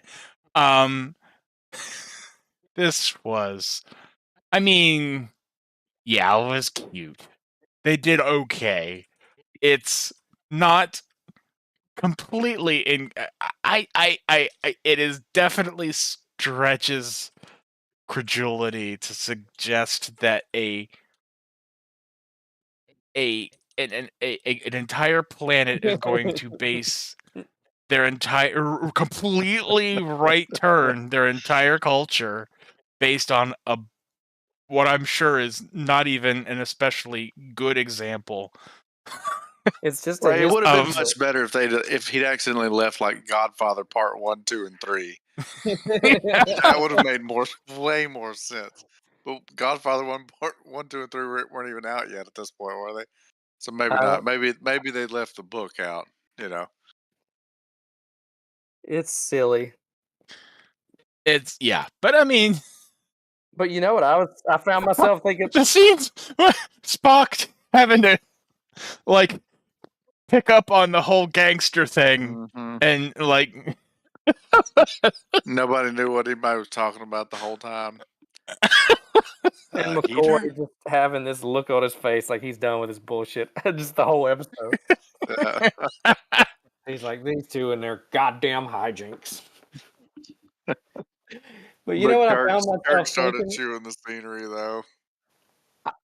I found myself thinking like this almost feels like a Strange New Worlds hijinks episode. Like I could picture Anson Mount and Ethan Peck doing this. Yeah. Maybe not going quite the part of like quite as far as just, all right, well now the feds are in charge. You cut us back, you cut us 40%, and we'll be back in 5 years to collect. But playing along, to get to a resolution. Willie, I'm gonna assume you'd never seen this before. I had never seen this before. How'd you feel about a piece of the action? It was fun. I mean, I was just sitting here chuckling the whole time. Like, I mean, it was ridiculous, but I mean, it was right up Shatner's alley, right? Like he got to chew the scenery, he got to ham it up, and um, obviously, yeah, it was a pretty big stretch. At one point, my wife even said, she's like, what is going on here? And I was like, well, you see that book right there? Apparently, they left this book, and it's become like their Bible. And Well, they left 2 copies of it because the other guy Yeah. yeah, I had had one it too. too. Unless Well, I assumed those were reprints because they were like illuminated manuscript versions. Yeah, or well, something. They were maybe huge.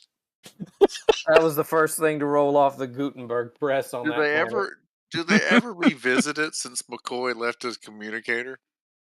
I I don't think don't think so. Maybe so. Strange New Worlds will do something, and you will get to see Anson Mount, Nathan Peck I, chewing the I scenery. imagine later Trek is just kind of wanting to forget this.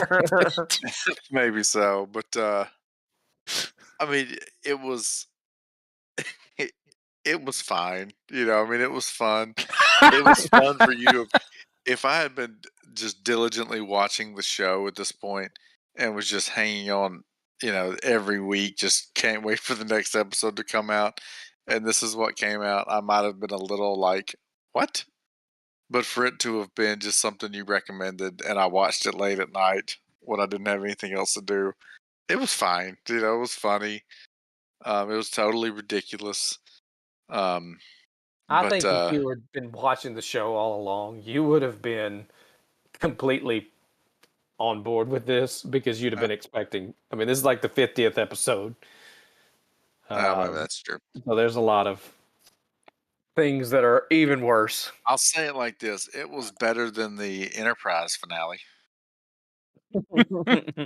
So This tie actually, and it's interesting because it does tie right into the whole like and without getting too much into the arc in Lower Decks of these people go and botch these first contacts and then you have to go clean up afterward. yeah, well, see, I was gonna say it was a lot more lighthearted than the Strange New Worlds episode of a contamination Right. event. Um, But yeah, no, it was funny. I mean, it was not. I don't think this one's going to go in the time capsule, but but it was certainly fun. yeah. And at least they kind of halfway explained it, right? Like, yeah, somebody came here and left this book, and now they've modeled their entire, like their whole culture was very imitational to start with, and so now they've built their whole culture around Chicago in the 20s, right? So Yeah. And how convenient they all look barely distinguishable from humans. yeah, so it was They're utterly indistinguishable. Well, but it was fine. you can tell that this comes from an era that predates modern nerddom, where everybody, is concerned with, world building and continuity and canon implications. Like they were just trying to keep a show on the air, and they're like, we got to write 28 episodes of this shit. We don't give a fuck what this means for canon. We're never going to come back to this planet. We're not even sure they're going to pick up the series for another season. Like, it's easy to go back and watch it and be like, this does not really fit into canon very well, and it's a very unfederation thing to do. But like, you got to take it for what it is. Yeah, it was a 1960s Planet of the Week. Just try to pay the bills. Let's get something out, and I had fun with it. Save money for a bigger episode they had in mind next week. Yeah. I had fun with it. Star Trek. Nothing. No name following it, unless you want to call it the original series, I guess. Season 2, episode 17. A piece of the action. Oh, good times. All right, our other lighthearted one comes from Deep Space Nine. From Wait, did I watch the wrong episode? I hope not. You're the one that recommended this one. From season 6, we're in the middle of the Dominion War arc. Episode 19, In the Pale Moonlight.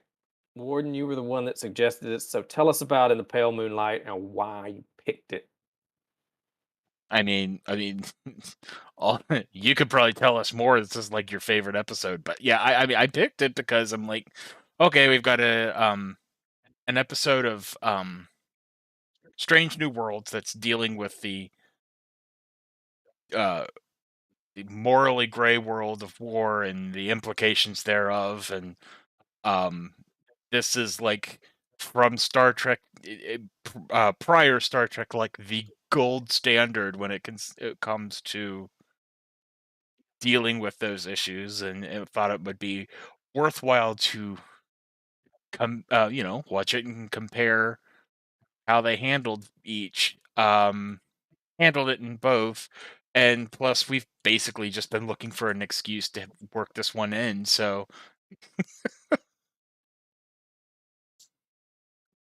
but yeah, we're basically dealing with the Dominion War and how to long story short, how Cisco duped the Romulans into joining the war on the Federation side. So, Yep.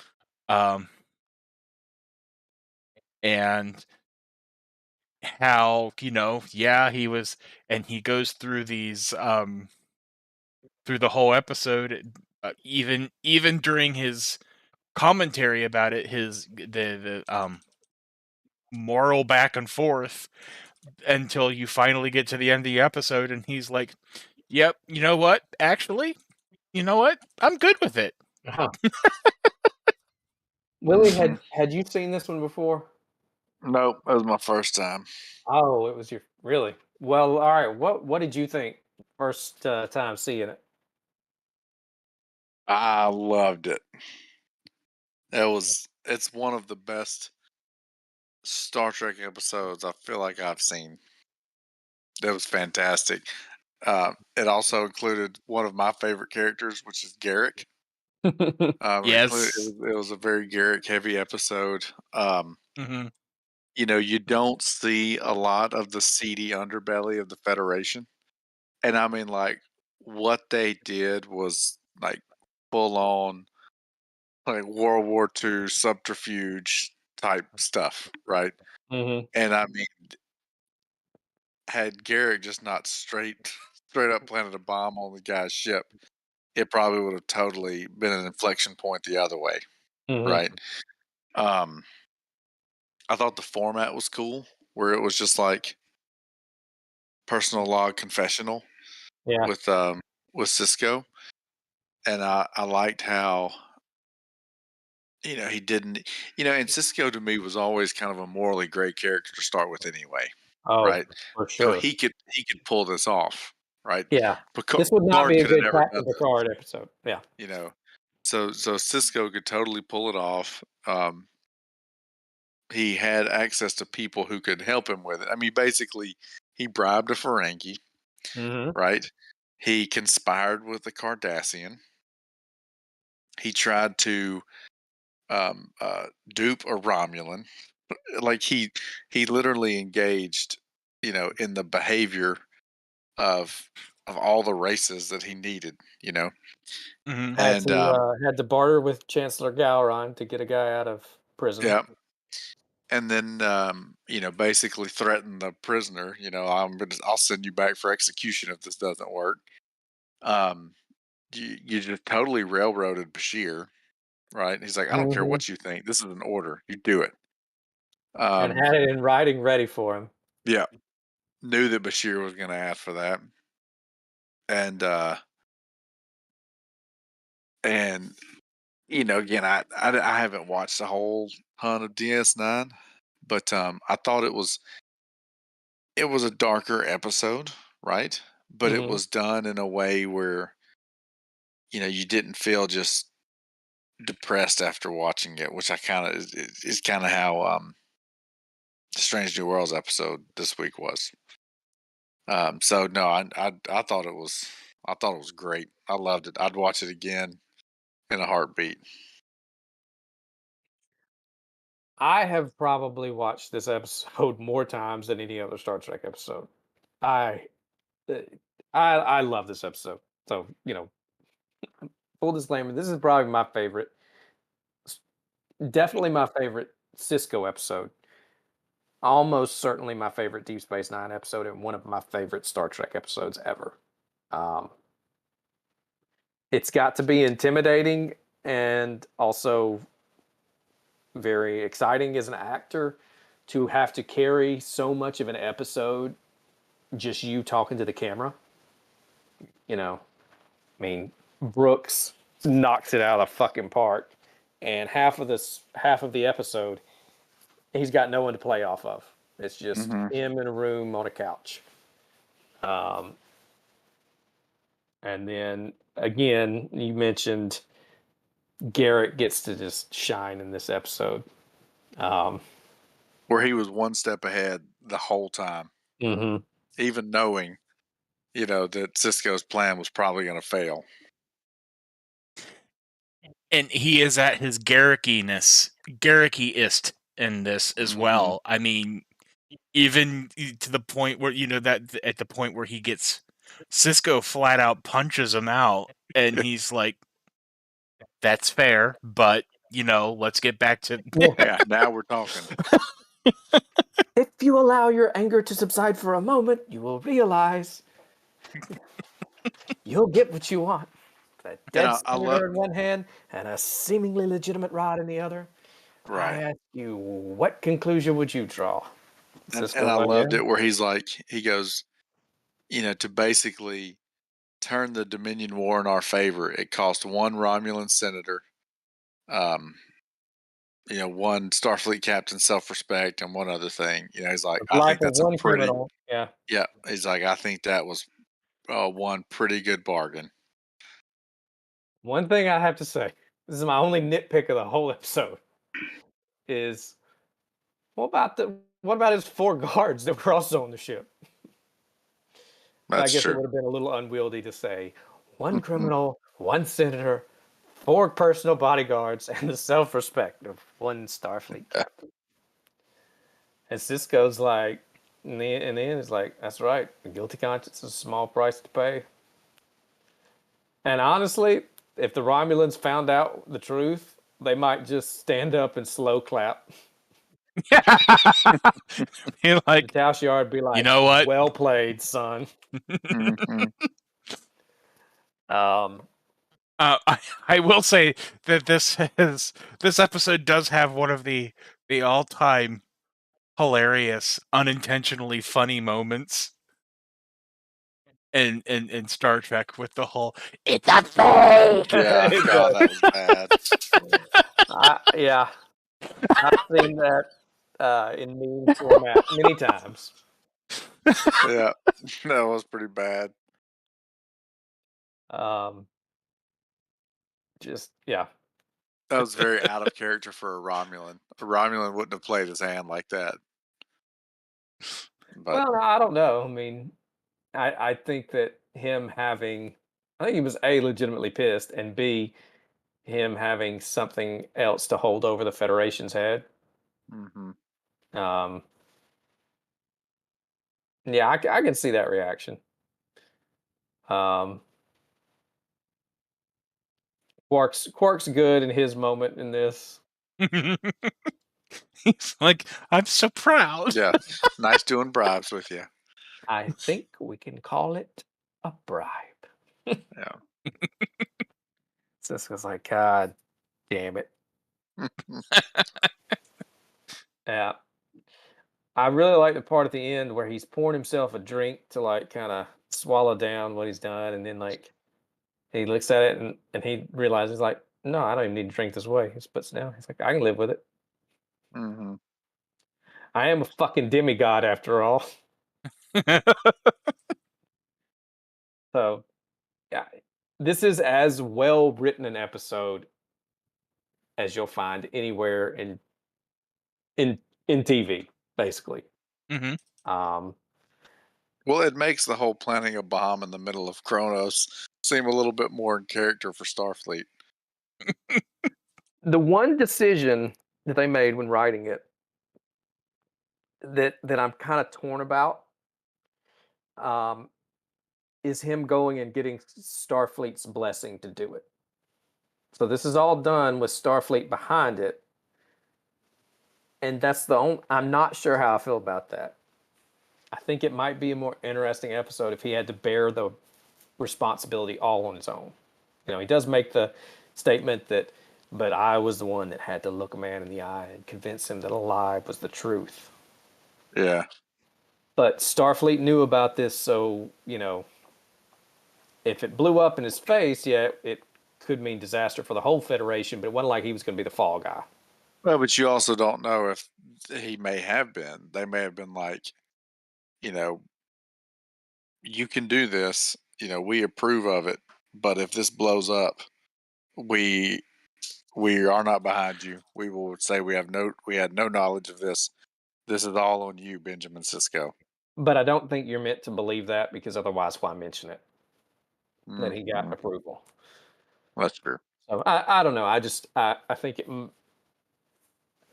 I think had I been writing it, I might have just let him be doing all this on his own, but that might have made him seem like too much of a rogue element. Yeah. Yeah, well, I mean, him not trying to get it, cleared through them, at least at that point, would have been out of character for him, because, I mean, he's willing to do what it takes, but he's not completely off the handle. I mean, Yeah. I don't know. I don't know. He goes pretty far sometimes on his own, but yeah, you're right. I mean, I'm not saying it's a bad decision. It's one part of it I'm torn on, and I'm not saying that they made the wrong call. It's just I think it would be an interesting. It would affect the episode in a intriguing way. Perhaps if they hadn't been, perhaps if their approval hadn't been so off the mentioned so off the cuff, like, yeah, if they had explained, like Willie said, like, you can do this, but you're on your own as far as we'll pat you on the back if you win, but yeah. Well, and I mean, maybe it's Garrick that makes the point. I don't remember if it's Garrick or Cisco that's like, well, you know what, with Beta Z being invaded, they're probably going to be like, yes, whatever. Interesting little tidbit too. So we learn in this episode that Beta Z gets invaded and basically taken over by the Dominion. A walk. Yeah, like immediately. Yeah. So yeah, I do enjoy Dancing with the Devil in the Pale Moonlight. I don't know if that's a reference, if that's where the title comes from. More than you probably. One has to assume. Well, I thought it might be a reference to something even older, but I don't recall. But yeah, a definite favorite of mine. I mean, high up on the list. In the Pale Moonlight, season 6, episode 19. Well, Warden, should I ask you what your favorite episode this week is? Yeah, it's in the Pale Moonlight. Should I ask you what your second favorite is? Because I feel like we got a real ringer in there this week. I think the other three are much closer. Of the three that remain, they are all imperfect. Mm-hmm. I'll use the Willie criteria and say which one would I actually like. Okay, I'll watch this again. Your jaw's probably gonna hit the floor. I'd say Picard. I mean, it's weird and problematic, but I mean,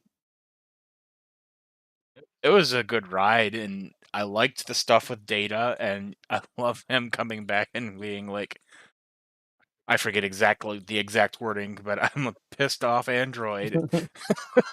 You're pissed off Positronic Defense Network or something. Yeah, something like that. So, I mean... Well, you're going to be real happy when he avenges Tasha Yar in a couple weeks. I thought it was I thought it was fun. The original series episode was fun too, but it's fun in a like I'm always mildly uncomfortable watching it kind of way, and that's just me. But and then I liked Strange New Worlds. I thought it was fine, but it's just I tend not to just be like head over heels over stuff that's that heavy. Yeah. And unless, I mean, and the Pale Moonlight is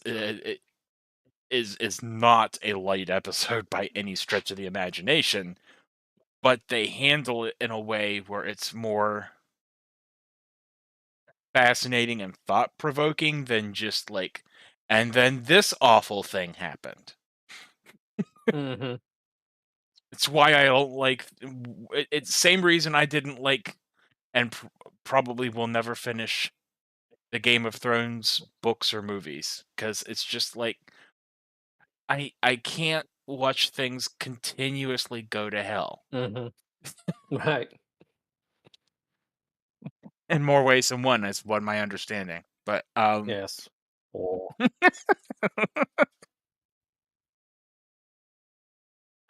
Okay. Willie, first of all, well, tell us your favorite out of the 4.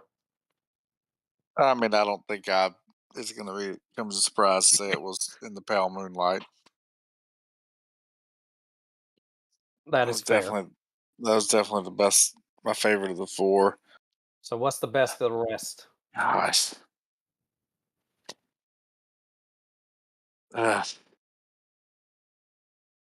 They were all 3 kind of ding dong this week. I mean, they weren't, but for different reasons. I We would, have 3 equally flawed, yeah.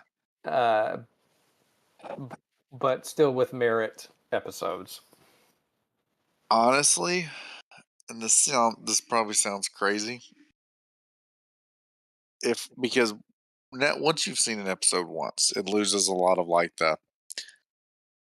there's a certain value, intrinsic value to it that it's going to lose, right? Mhm. Once you've seen it, you've peeled back the onion. Um, it would be hard for me to want to watch Strange New Worlds again. I probably would watch it again, but it's not going to be one that I would be excited to watch again. I think my thoughts on Picard right now are careening out of control. But if I was in a hotel one night and I was flipping through and there were 3 channels all showing Star Trek, and it was Picard season 2, episode 8, or 3-8, Strange New Worlds 2-8, or TOS, a piece of the action, I'd watch a piece of the action again. Okay. That's So fair. I'm gonna go with that one. So obviously, in the Pale Moonlight, I've said multiple times now, is one of my all-time favorites. So yes, it's my favorite this week. Out of the other 3, you know, Piece of the Action and Cloak of War both sort of have a similar problem for me, in that there's a lot on the front end that feels like it drags. I enjoy when Kirk and Spock finally decide to go full gangster in a piece of the action, but it feels like it takes a while to get there.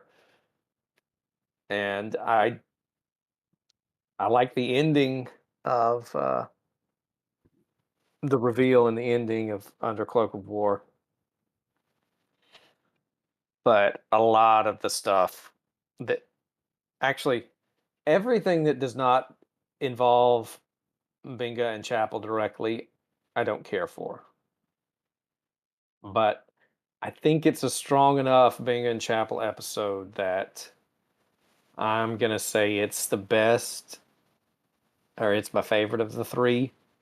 Don't know that I would want to watch it again, but don't really want to watch Picard again either. But this is one of those that has a big impact on the first watch because of the reveal of Binga being the butcher. So I guess I'm gonna go with that because I like the idea of having your chief doctor have the nickname the Butcher. So did we pick? We all picked different ones, right? Yeah. Wow. It's okay. Everybody gets to be unique sometimes. Everybody's opinion's valid. That's not true. But, you know. Fun week. Fun week for Star Trek, though. I enjoyed it overall. Mm-hmm. I'm so glad I got to share in the pale moonlight with y'all finally. We will be back next week with more Star Trek, more sheer fucking hubris. Warden, let's fly. This is Biblio Warden, Joe Bob, and Mr. Willie signing off.